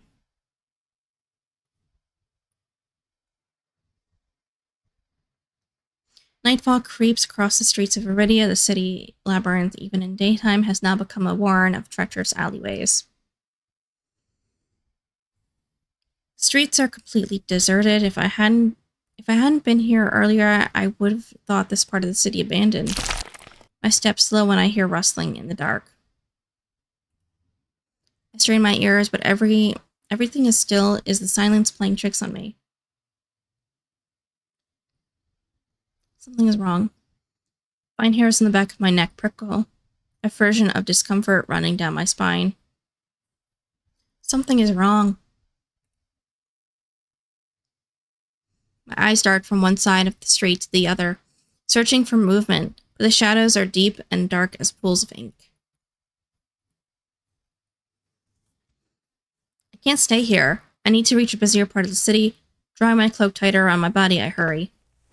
Though I keep my eyes sharp and listen intently, there's only the sound of my own footsteps. As the moment passes and nothing happens, I begin to wonder if I really did imagine that noise. I turn the next corner, and my thoughts come screaming to a halt.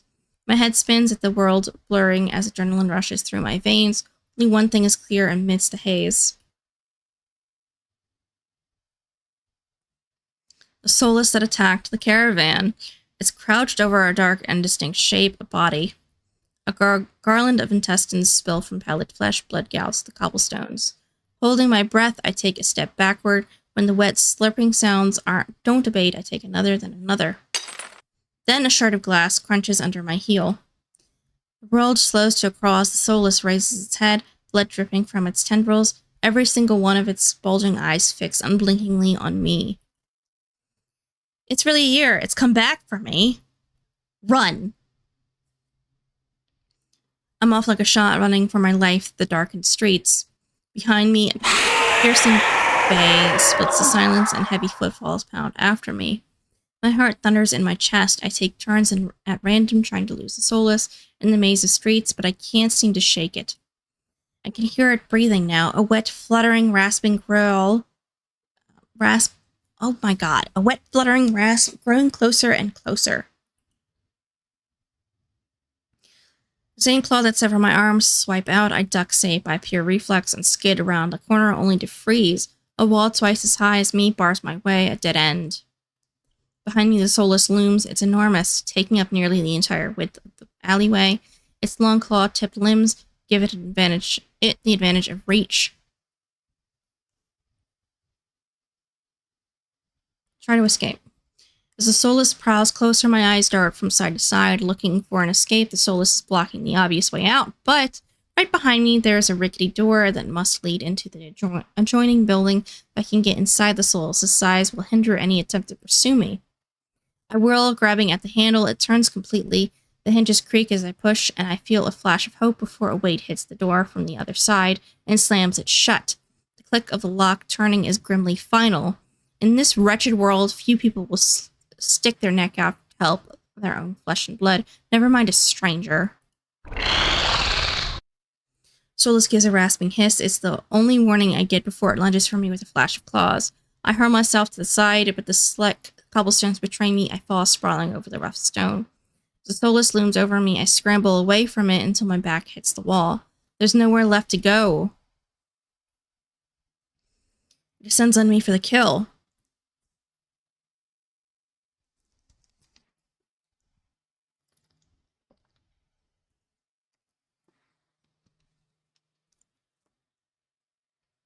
But the impact never comes.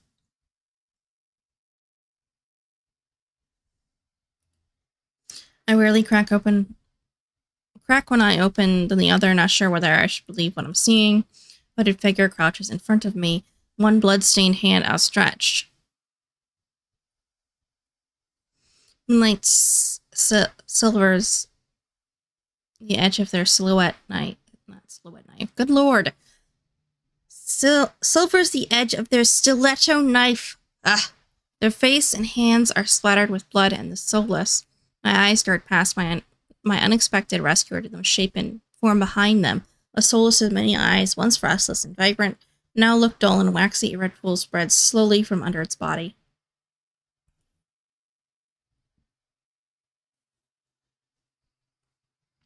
Numb with shock, I can't help but stare. After all the people it's killed, after nearly killing me twice, I can hardly believe it's dead. Well, I gingerly take the offered hand. The hunter's gaze dips to my bandages. Pale lips part on the brink of a question and then close again. With strength belaying their slight frame, they pull me upright. Something about them is strange, unlike any human or monster I've ever met. I can't quite place my fingers on why, and that's a first. I can feel the tension in their grip. Their fingers tremble like they want to pull away. It's a sensation I'm all too familiar with myself. Despite their obvious discomfort, they pause for a moment, pale eyes sweeping over me. They're going to fall. When I shake my head, they hastily let go and back off, wiping the blood from their face and hands. The hunter turns away from me, the heel of their boot hitting the soulless' gangly body. They lean over it, studying it intently. With their back to me, I realize that their hooded silhouette is familiar. I saw them outside the cenobium. Vestigial or functional. Startled out of my thoughts when they speak, but they aren't looking at me. Can't all be processed in the brain. Its occipital lobes would have to be enormous. In fact, I don't think they're talking to me at all. Stay quiet. I linger to listen, curious despite myself. They move to the soulless' other side, still engrossed in their study of its many eyes. Sensory lag wouldn't be a problem, but how does it compensate all the neurological input? I wonder. Maybe they caught sight of me in their peripheral vision, or maybe they heard me shift slightly. A hunter jostles upright with wide eyes landing on me. You're still here? What do you want? I wanted to thank you. They stare at me. With their lips part, they seem to struggle to figure out what to say. Not used to hearing that. That hint of uncertainty almost vanishes under their skull. Almost. You shouldn't need my help to begin with. What are you thinking, traveling alone at night? This is far from the worst thing haunting Lowtown. I I can't make heads or tails of them. First they save me, and now they scold me. Lesson learned. I could do without the lecture, though. To my surprise, they break eye contact. They frown, though their disapproval doesn't seem directed at me. If you're not going to run off screaming, you might as well wait until I'm done. Their attention glides back to the soulless corpse. They examine it with an inscrutable expression. I clear my throat to fill the silence. I'm Missy. Min? I don't know. Suddenly, Min tenses their blade flashes as they drive it into the back of the soulless neck. Soulless thrashes once, letting out a rattling hiss as the air leaves its lungs. Min leans on the blade, driving it deeper and deeper until there's a sickening crunch and the creature goes limp. A heart thuds in my chest. It must have been clinging to life by a thread. Min straightens up, withdrawing their blade in a single smooth motion.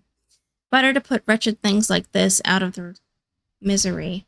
They calmly clean the blood from their knife. Blech. I swallow, my eyes still glued to the coiling corpse. Are you some kind of scientist?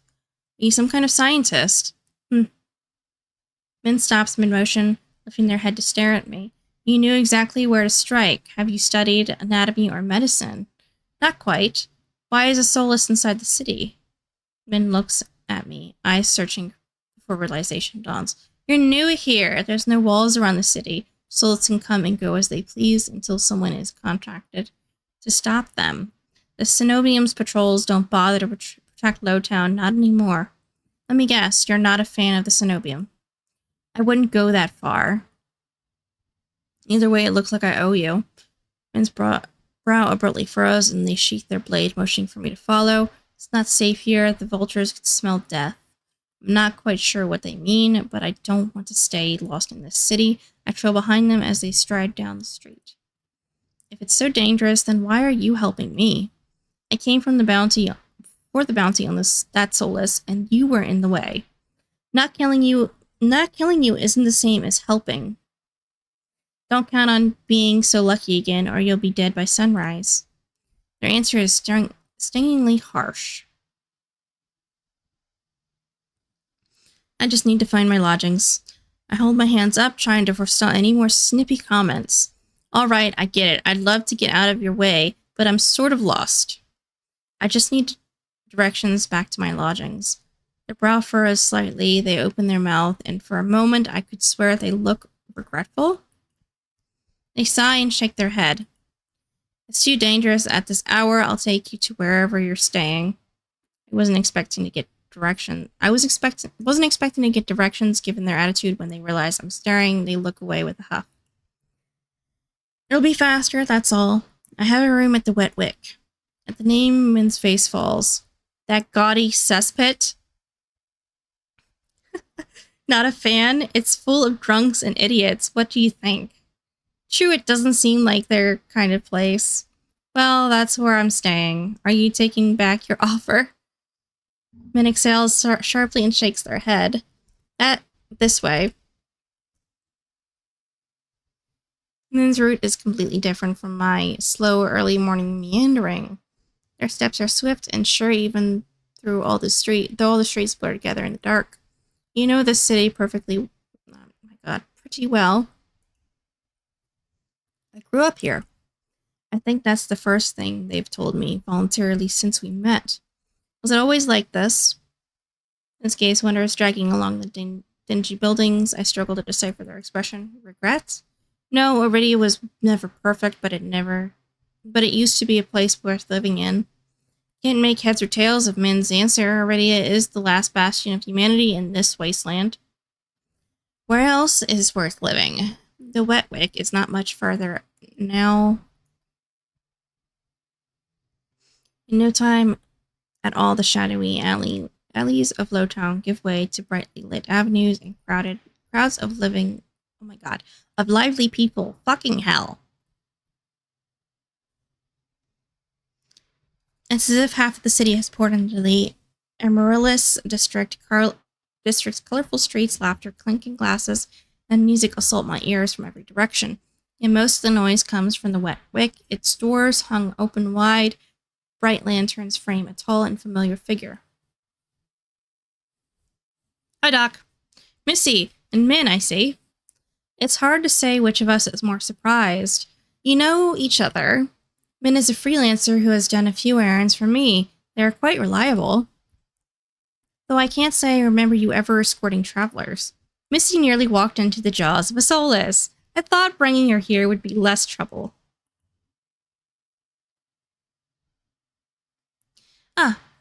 If you're staying here, I take it Leander was able to help you. As it happens, I was also heading in that direction, shall we? Fine. He still owes me for yesterday's work. Min drags their feet, reluctantly trailing me into the tavern.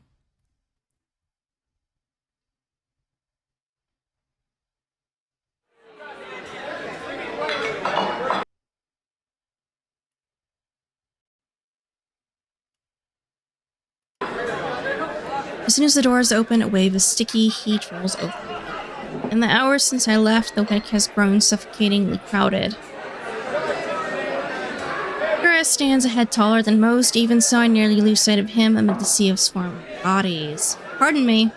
As if on cue, the crowd parts. Chris glances over her shoulder at Min and me before gliding through. How can anyone breathe in here? Follows at a clip pace. Behind the bar, Leander holds a pair of shot glasses brimming with luminous green liquid. And now for the finishing touch. Flash of magic paste glasses, white with frost. You'll never guess what's in these. He slides the glasses across the counter, and I get my third, fourth shocks of the evening, in rapid succession. Ice? Leans against the bar, an elbow propped up on the counter. He catches the glasses and lifts one to the light before turning it upside down. The contents magically congealed. Stay firmly in place. You're supposed to make drinks, pretty boy. Don't tell me you've wasted already. Fury, perched on the counter beside Ice, looks at the shot glass and shakes his head. What have we here? A bucket of... Oh my god. A bucket full of boogers. Leander's nose treasure. Holy shit. You've eaten worse. Fury's lips twitch and his ears flatten went off the glass. Ice snickers. Coward. Don't tell me you're actually... In one fluid motion, Ice throws his head back and nails the shot. Oh, God. Drinking that. A dark look crosses Ice's face. It's chewy. Chewy, wait, let me try again. Oh, God, no. Behind me, Min grumbles. I told you this place was a nest of degenerates. If it isn't Chris and Min!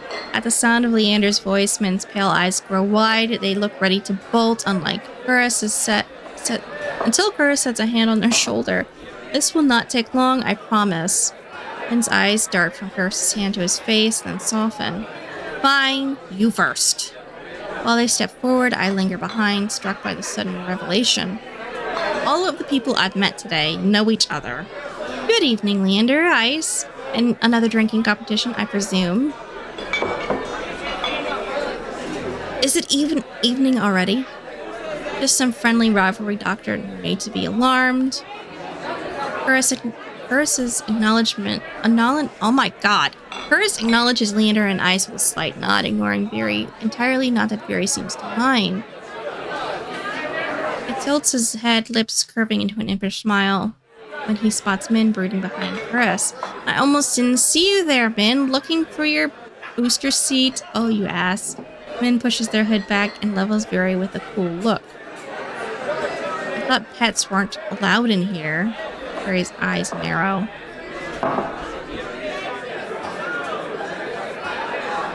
At the first sign of an impending fight, Leander vaults over the counter. Let's try and keep the peace. It's not every day the esteemed doctor takes us up on a drink. His arm snakes around Curris's shoulders. You are finally taking me up on that drink, right, Curris? I'm afraid not. You were merely escorting Missy back to her lodgings. Ferris's gesture in my direction and my stomach sinks. I reluctantly step into the light. Leander's face brightens as soon as he sees me. Missy, it's been too long. Everyone, this is Missy. She's new to Iridia. I feel 4 pairs of eyes fixed on me, and suddenly the bar seems suffocatingly small. My voice nearly catches in my throat. We've already met. Actually, I've already met everyone. You've met? Ice and Very regard me with subtly amused expressions. We did, not that long ago either. To think we'd crossed paths once again, it must be fate. I roll my eyes. Very looks far too pleased with himself. This calls for drinks. I'm buying. All eyes turn to Leander, freeing me from the burden of attention. I still can't believe they all know each other. Watching them talk among themselves is surreal. The first time since I undertook the journey to Iridia, I feel a faint glimmer of hope. I know I was meant to meet them. The low, pleasant rumble of Leander's laughter pulls me from my restless thoughts. I've got to admit, I'm surprised. You make friends fast, Missy. I wouldn't go that far. We're more like acquaintances. A wise man once said that acquaintances are merely friends you haven't shared a drink with yet. A wise man, you said that. A wise man, you said that. Here, last week. His lips curl with distaste, but Leander continues unperturbed. Let's toast to Missy's health. Care to join in, Doctor? Curtis politely declines with a wave of his hand. How about you, Min? No. Are you? No. A resounding pop pierces the din at the bar. We all turn to find the bartender pouring champagne from an old bottle, its label worn blank. He hands the drink to Very. When did they start serving champagne here? Very pauses to lick the foam from his fingers with a coy smile. You don't mind, do you? A blink, the concern on Leander's face vanishes.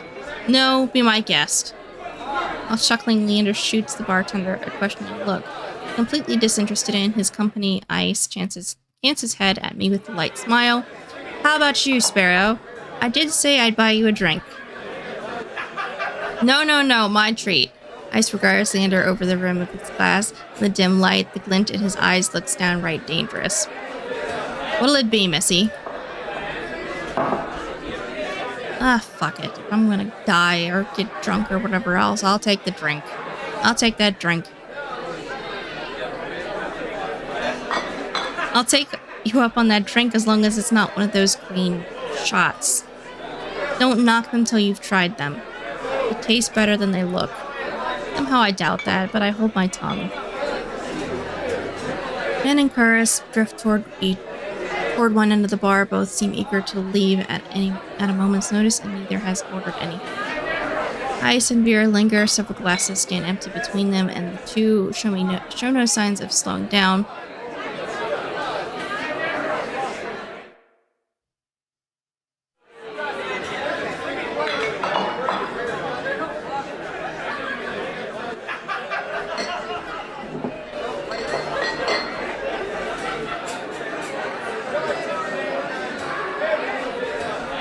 My monster brethren call to me, but I will follow Min and Curtis. It's less crowded further down the bar, and my breathing eases. I've never liked packed spaces. Curtis gives me a knowing look as I approach. Were the Wix offerings not to your liking? Let me guess. I'll end up face down in a barrel after a sip of anything here. His mouth quirks, but he shakes his head. Quite the opposite. The drinks are notoriously watered down. It lowers costs while encouraging patrons to overindulge. Min looks up from adjusting the laces of one of their bracers. The only reason anyone bothers coming here is for the cheap rooms and cheaper drinks, perfect conditions for terrible mistakes. It almost sounds like you're speaking from experience. Their pale face reddens and they look away, scowling. Oh my god. Before I can respond, Leander returns with a tumbler and sets it in front of me, a strip of orange peel blobs and a pool of thin red alcohol. I eyed the drinks suspiciously. So far, none of the refreshments had been promising. Well, relax. It's just the local specialty, pomegranate wine. Although it's not for free, Although if you're feeling more adventurous, I shake my head. Leander raps his knuckles against the bar until the group falls silent. All right, everyone, let's toast. May Missy stay in Iridia be full of bright adventures and discoveries. Cheers! Leander, Ice, Fury raise their glasses in unison. Min only crosses their arms, and Curris watches with polite indifference. I tip the drink back. The wine is eye-wateringly strong. Despite a sharp, bitter edge, it goes down smoothly. One sip softens the edges of my vision. Next fades the din of the crowded bar into a low, persistent murmur. I find myself unwinding for what feels like the first time in years. Aren't you the popular one, Missy? You must have met Curris first. It would be more accurate to say that I found her. He saved my life. I merely performed my duty as a doctor. Although I'll admit I was confused when I woke up naked. Leander makes a choked noise somewhere behind him. Min sighs. It's not what you think. Missy was in grave condition. I could hardly treat such injuries through tattered clothes. The silence that follows stretches uncomfortably long, and I look away, unable to face Curris's disappointment and catch Fury snickering behind his hand. That's my cue to change the topic. Curris isn't the only one who saved me today. Don't you listen. I didn't save you. You were simply there. That's Min for you. Leander reaches for Min, but they duck under his arm with practiced ease. As reliable as they are moody. You're one to talk considering you neglected to warn her to stay off the streets at night. What? Of course I warned her, I think. Min's only response is a short breath. At any rate, I never got a chance to thank you, Min. Don't. The less soulless alive, the better. Min's eyes flash toward Ice, and their lips twitch. Ice is too busy nodding along to Fury's enthusiastic pantomime of stabbing to notice. Not enough of this hellhole, let's go. Min and Curris share a brief look, then the doctor speaks up. Very well, but there is something that I must discuss with Leander, if you'll excuse us, Missy. Just like that, the three of them depart, leaving me alone to savor my drink in silence. Or so I think, until I hear a voice so soft and low it's practically a purr. Lost your tour guide? Oh god, not Fury. I turn to find two pairs of slit eyes trained on me. It's not lost on me that Ice and Fury choose to pounce the instant the others left. Yep, I agree. Of course I'd be stuck with the two most irritating people I've met all day. Monsters or not, there's no telling what I'll do if either of them push me again. Don't tell me Leander already snuck out back to get his knob. Oh my god. Knob slobbered. Oh, it's Fury. He's got business with Curris and Min. 2 on 1 business, huh? Lucky. I can't tell if it's the champagne or the company, but Fury has grown noticeably more relaxed. He sits with his chin propped on the doctor's hand, his tail swaying lazily. Why are you so far away? Come, join us. Pats the empty bar stool beside Ice, but I hesitate. The smile Fury wears is sweet and distinctly sly, and with drinks in the mix, I dread how he and Ice will mess with me next. We don't bite. I'm not so sure about that. He already tried to rob me, and you threatened me. Me? Steal? You must be mistaken. You sure it was me? Yes, it was you. And then you had the gall to kick me out so you could go drinking. Ice gives another one of his shrugs. Had to give you a reason to come looking. Missed me already. I stare at him flatly, unimpressed by his deflection. Very suddenly leads towards me, Gossamer sleeves pulling where he rests his elbows on his knees. Ice sets his hand on Fury's waist, narrowly preventing him from tipping off the counter. I'm afraid we got off on the wrong foot. How about we start fresh, Begin with proper introductions and what not. I'll start. Name's Fury. I'm a soulless hunter of no small renown. Fury's hand flutters to his chest, and he bows his head, flinching when hair falls over his eyes. Ice doesn't say anything, so I suppose it's my turn now.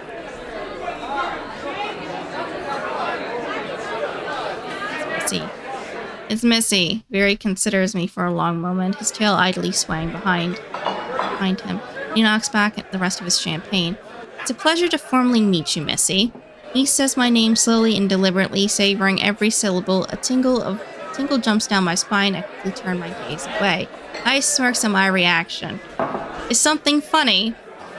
Nope. Open my mouth and close it just as quickly. They want me to react, goading me into another ridiculous game. While other sharp cat-like eyes keep me on edge, something about this tension is fun. Must be the wine. A flash of white over Ice's shoulder catches my eye. Across the bar, Curse heads for the door. I don't see Leander or Min, but it feels wrong to let the doctor leave without saying goodbye. I'll be back. Ray grins and waves at me as I leave. I slip through the crowd careful not to touch anyone, but just as I'm nearing Curse, I stagger, shoulder checked by a man with a neck twice as wide as his head. He stares down at me, nostrils flaring. Out of my way, shit stain. My words spill out on their own. Watch it. I regret them as soon as they leave my mouth. That fucking wine. Lowlife wheels around, shoving an adder out of the way so he can close in on me. What did you say? He shoves me backwards, sending me stumbling to the sticky floor. I'm fine, but my heart leaps into my throat when I see him bearing down on me. You trying to start something here? The lowlife freezes, his fist cocked back. A group of adders circle him, sizing him up. For what feels like an agonizingly long time, the lowlife looks from me to the adders. Finally, he sniffs and spits on the floor next to me, then the wad narrowly missing my cheek. Screw it. Too many freaks in this circus tonight. He turns his back on me and comes face to face with Ice. He gives the lowlife a dangerous smile. You'll do. What happens next is a blur. Ice's fist crashes into the man's jaw, causing a frenzy of gasps, shouts, and even cheers. I scramble to my feet as the frantic crowd swarms around me. Through the ruckus, I hear Leander shouting, "Take it outside, Ice!" Everyone drinks are on me. With that, the wick erupts in hoots and cheers. The ring around me disperses as adders and onlookers rush toward the bar. Through the thinning crowd, I catch glimpses of familiar faces. Ice vanished out the back, dragging the lowlife behind him. Burris lingers near the door, searching, I suspect, for any wound before he departs. Min draws their hood up tight as they duck out a side door, while Viri leans over the counter to swipe a glass of wine from behind the bar. And Leander, seated at the opposite end of the bar, gestures dramatically and apologetically at the bartender. In a heartbeat, I realize that there's no telling when or if I'll see any of them ever again. Whoever I presume may be the last person I get to speak to. Tonight, I follow...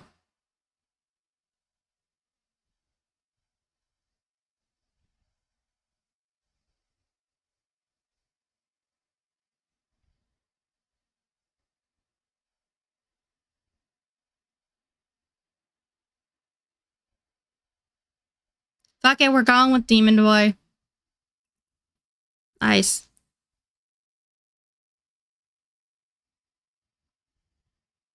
Morbid curiosity draws me after Ice. I slink out the back of the wet wick.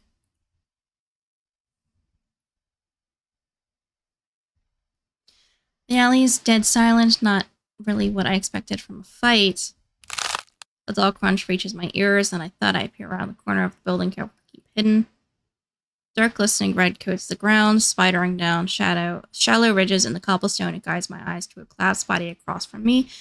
Once so violent, the lowlife is now little more than a sack of crumpled flesh blotted with mud. Once so violent, the lowlife is now little more than a sack of crumpled flesh blotted with mud. Ice exhales, his breath misting against the cold air. Blood flecks his knuckles as he leans over the motionless man. Fear spreads like ice in my bones. Moments ago, he was joking and friendly with the others, but now... Ice's crimson eyes find me in the dark, not running. Sparrow. I wearily raised to my feet, moonlight illuminating my face. I thought I was out of sight. Got eyes in the back of my head. Ice steps off the man. My eyes stay locked on the body. It's wet with layers of blood and grime and completely still. He's alive. Are you sure? Calling me a killer or a liar?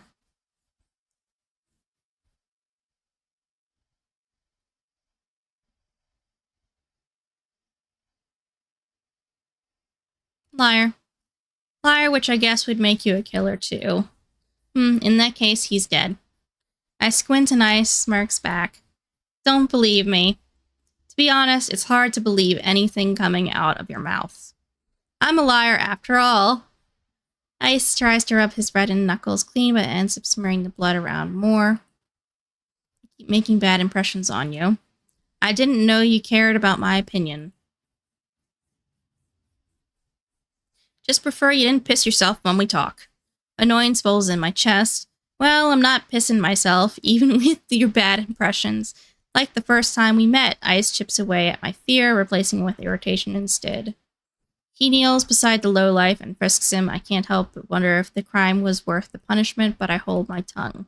Deftly, Ice's hands search through the man's pockets. It doesn't take him long to find his prize, a cigarette and matchbox. He strikes a match and sparks illuminate his angular features with a golden glow. It's distracting for a moment, but my gaze inevitably drops back to the muddy body. You're just gonna leave him there? Ice draws a deep breath from the cigarette. He exhales heavily, smoke curling past his lips. I breathe in a sweet spice scent. As his tension melts away, he looks at me with cool-lidded eyes. Should I give him a blanket? Unbothered by the maybe corpse, he takes a seat on a crate opposite of the bar. I stand awkwardly forgetting why I came out here in the first place. An unpleasant silence stretches between us. Weather's nice. Cold, murky, and humid, he means. I want to believe he's teasing me, but for all I know, this is pleasant for Iridia. Was Princess good company? Who? He takes another long drag. His metal rings catch the light of the cigarette in a flash of red. The soulless who escorted you back. You named it Princess. Jealous? I return his smile. You have no idea. I think your nickname's more fitting. Sparrow, not sure where Ice got it from. Maybe I should tell him to call me by my name, but it's kind of nice. Not that I'd ever tell him that. Before I can dissect my feelings, I quickly change the subject back to the soulless. She was cute. She was kind of cute in a weird way. I glance absent-mindedly at my hand, remembering how she nuzzled my palm. Ice's eyes softened for a brief moment. Her tail wouldn't stop going when she got back. The group of them don't get much attention. Thinks she's cute now. Wait till you see her tricks. He taught her tricks. Princess is a smart one. She'll learn anything if you have to have the right words. Sounds about right. The idea of tame soulless is so outlandish to me. I was attacked by a mindless, bloodthirsty beast, and he's talking about them like they're pets. But it's possible because of the sea spring. I needed to get that answer he wouldn't give me before. I carefully take a seat beside him on the crate, contemplating my strategy. Ice doesn't seem to mind. He closes his eyes, tilts his head back against the wall. Relaxed. Without the pressure of his intense gaze, I feel myself ease up, as long as I keep my attention away from the bloody heap across from us. I glance over at Ice and let my eyes linger. A sea glass-colored tattoo spirals up his arm, painting over grooves of muscle, silver jewels. Jewelry glinting in the moonlight draws my eyes to his bare chest, rough hands, carved. His ears, his horns, his pupils, everything about Ice, sharp, even the fangs that only show when he grins. But my attention's drawn back to the tattoo. Something about it feels unnatural, as if the tendrils move when I'm not looking. What's your verdict? I whip my head in the opposite direction. What verdict? Got a long good look. Are you impressed, or do I need work? My face grows hot. I've seen worse. I guess I've seen worse. He responds with a low chuckle draped in smoke. Keep staring then. My embarrassment spikes. Without thinking, I blurt out a new topic. I have questions about the sea spring. Gordon eclipses his amusement in an instant, and he closes his eyes again. Of course you do. I thought I made myself clear about what you'd be giving up. Yeah, before you kicked me out to go drinking. I still need to know more. My turn for a question. Sounds more like an order. I bristle under his narrowed gaze. Fine. He takes a long pull from his cigarette and then lets the smoke trail slowly from his nose. Your curse. What about it? This song and dance is all too familiar. The selfish questions come first. What does it do? Is it painful? Can you control it? I brace myself for the inevitable onslaught. Is the thought of living with it really so unbearable? My dread dies with his words. No one has ever asked me that before. You've survived this long. Unless you're running out of time, I wonder if it's really worth the sacrifice. He flicks the cigarette aside and props his head on his blood-smeared knuckles. But what do I know? I'm just an outsider. My fingers fuss with the trim of my cloak. Ordinarily, I'd be annoyed, but now my chest feels tight. You could have sold me if you were less honest. You're a shit salesman. I was a liar. I changed my mind. He lapsed into silence. This time it's surprisingly nice. The quiet, chilled air is a balm on my nerves. You know, you didn't seem like an outsider back at the bar. A lot of people like you. Ice raises a brow at me. I start by asking about Viri. I was surprised to see that you and Viri are close. Blessing and a curse. From what I've gathered, most people think he's, I don't know, an asshole, and wetter's wet. I wait for him to elaborate, but he doesn't. So what do you like about him? Ice lets out a quiet laugh. A lot of things. You already named one. Like that he's an asshole. Temperament matches the drapes. Looks good in blood and better in tears. Favorite things, the tail. Sometimes it frizzes up if you... Oh my god. He catches himself, clears his throat. It's hard not to let the disappointment show in my expression. Barry is one of the most honest people you'll meet. Just don't listen to a single thing he says. Well, that was confusing. Chris. I didn't know that you and Curious were friends. In a way, I help him in the clinic sometimes. Doctor doesn't let most people closer than arm's length. And you do? Heart's on my sleeve. Get the sense Curious was like that in the past. Must have been burned. He trails off, then shrugs.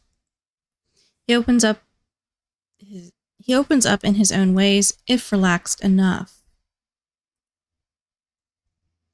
I can't even imagine that. You'd be surprised. Even the doctor has an enduring side. I can't decide what's more intriguing, the fact that Curious has an enduring side, or that Ice managed to coax it out of him. Tell me if you uncover any of his other secrets. I'd kill to know more. Min.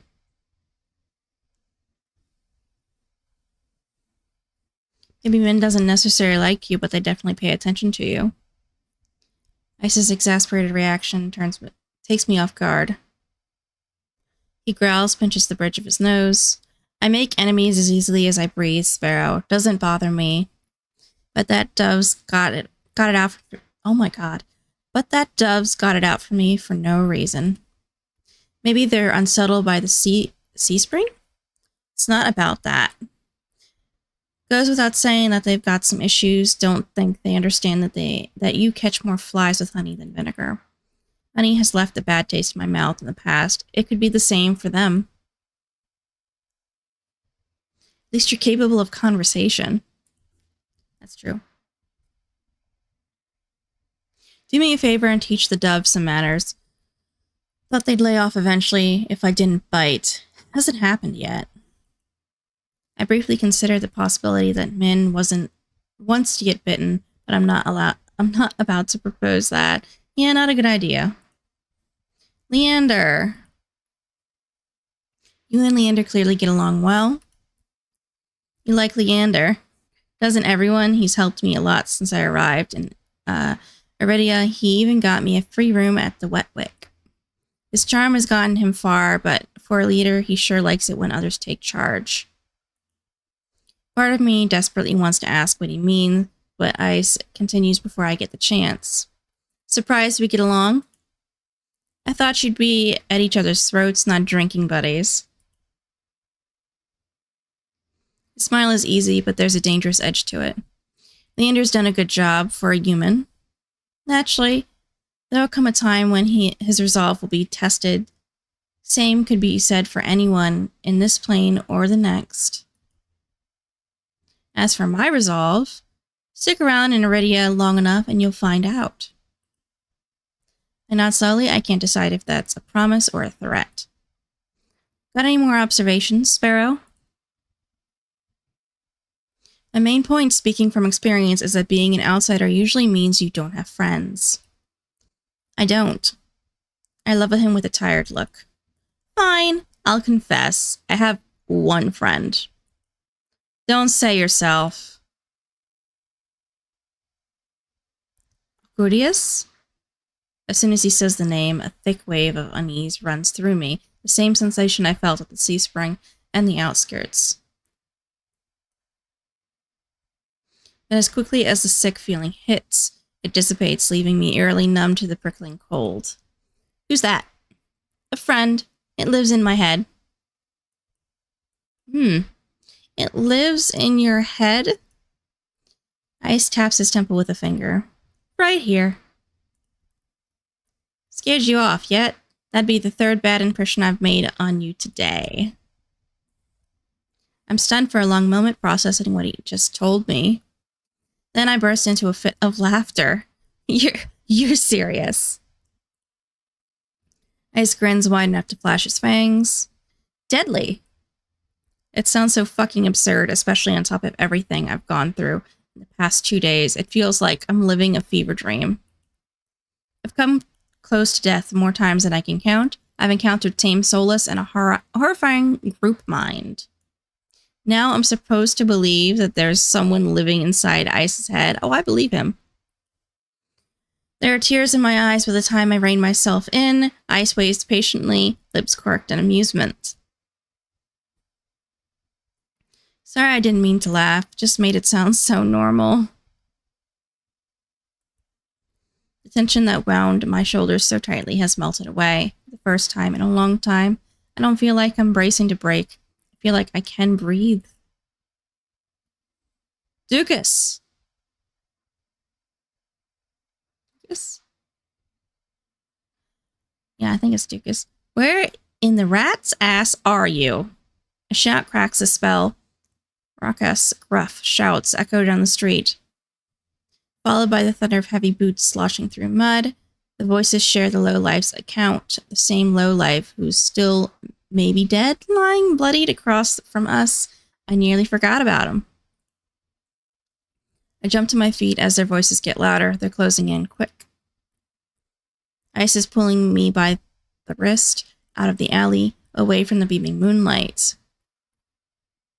We dive into a nook between buildings, veiled in the shade of tattered canopies. It's a tight fit. Ice boxes me in against the wall. He towers over me, his body all but pressed against mine. For the second time today, the heady scent of smoke envelops me, now cut with the metallic tinge of someone else's blood. Ice has pitched his voice low. Quiet. My heart leaps in my throat. I'm suddenly acutely aware of the heat radiating off of Ice, the feeling of his leg grazing my thigh, the closeness of his breath. This is bad. I squirm against him and earn a burning crimson glare. Do we really have to... His hand covers my mouth, muffling my whispers. He shakes his head. Don't. Damn, he's over here. Dukas, not Duncan. Dukas, wake up, you bastard. A group of individuals, all brandishing spiked weapons, fill the alley. They wear violet sashes, some kind of uniform. I wish I could see what they're doing, but Ice's arm blocks my sight. My eyes trail up the teal markings that coil around his arm, his bicep. They lead up to his collarbone, past the cords hanging around his neck. And to the smuggest smirk I've ever seen. Fuck him. Might as well just stare. He already got caught. Stare at his chest. Unfortunately, I don't have a lot of options. My eyes dart away from his face, following the line on his necklace down his chest. The way the pendant hangs above his... The way his pendant hangs above his abdomen just before the skin gets swallowed by darkness. Can't read today again, guys. Sorry. A thrill jolts through me, my face hot beneath his touch. This can't be happening. Why am I getting so worked up in this situation? The voices in the alley grab Ice's attention this time. Shit, he's got more broken ribs than whole ones. What kind of freak did this? Fan out, find the one responsible. You three, take Dukas back to base. At least he's still breathing. The alley clears out as footsteps rush away from us. We stay still until they're distant, melting into the rumble of the quarter. Only then does Ice take his hand off my mouth. When we finally step back into the moonlight, the night air is ice on my skin. Dazed, I feel the need to keep my eyes off Ice at all cost. Was that really necessary? Staying hidden was the best option. It would be a hassle to run into them with you here. What, because I'm dead weight? Because 3 bad impressions are enough for one day. The answer is too vague for my liking, but he's probably right. Either way, I don't have the energy to argue. Come on, Sparrow. Let's get you home before you're framed for murder. Very funny. We reach the front of the West Wick too quickly. I hate to admit it, but I don't want to separate from Ice yet, and just because he never answered my questions. And not just because he never answered my questions. He's infuriating. As much as he makes me feel on edge, he can also make me feel safe, secure, somehow. You know where to find me. At the creepiest place in the world. Take your time before you decide to drink. I happen to like your shitty attitude. It takes me a moment to process that. Then my eyes flutter down to my feet. I'll keep that in mind. When I glance back up from the ground, Ice is already down the street, disappearing into the throng of people. No fanfare, not even a wave. Asshole.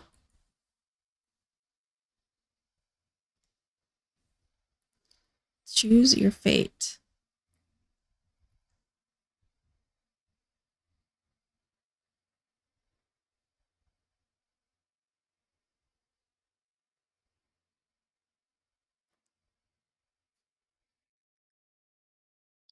What does that mean? A person to romance, or...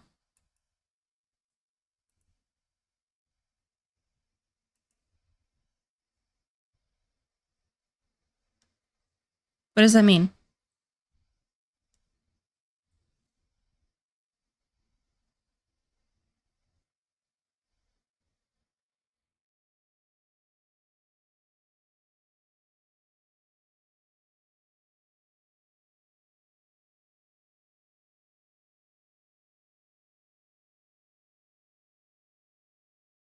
Let's go with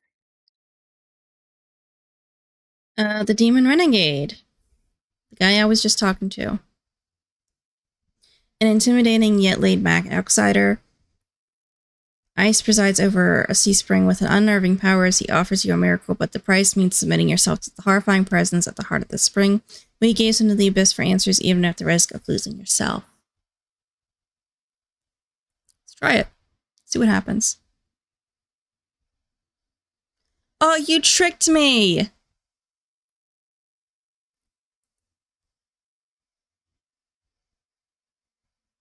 Damn. Well, you know what? That was a really good demo. And the fact that there are multiple different choices that you can actually, consider for this game already as just the demo is crazy. So I am excited for this game to come out. I don't know if I'll record or stream the game, but this is actually really exciting and really different. And the fact that it's horror makes it even better. So I'm all into that. Anyway, guys, I'm going to end this video here. I hope you guys enjoyed this video. I had a lot of fun. If you want to see other videos I've done, go check out the rest of my YouTube. I have over 700 videos at this point. And on top of that, there will be links in the description below for the Steam page for this game demo, as well as my X, my Instagram, my second YouTube channel, which is my BookTube channel, my Twitch.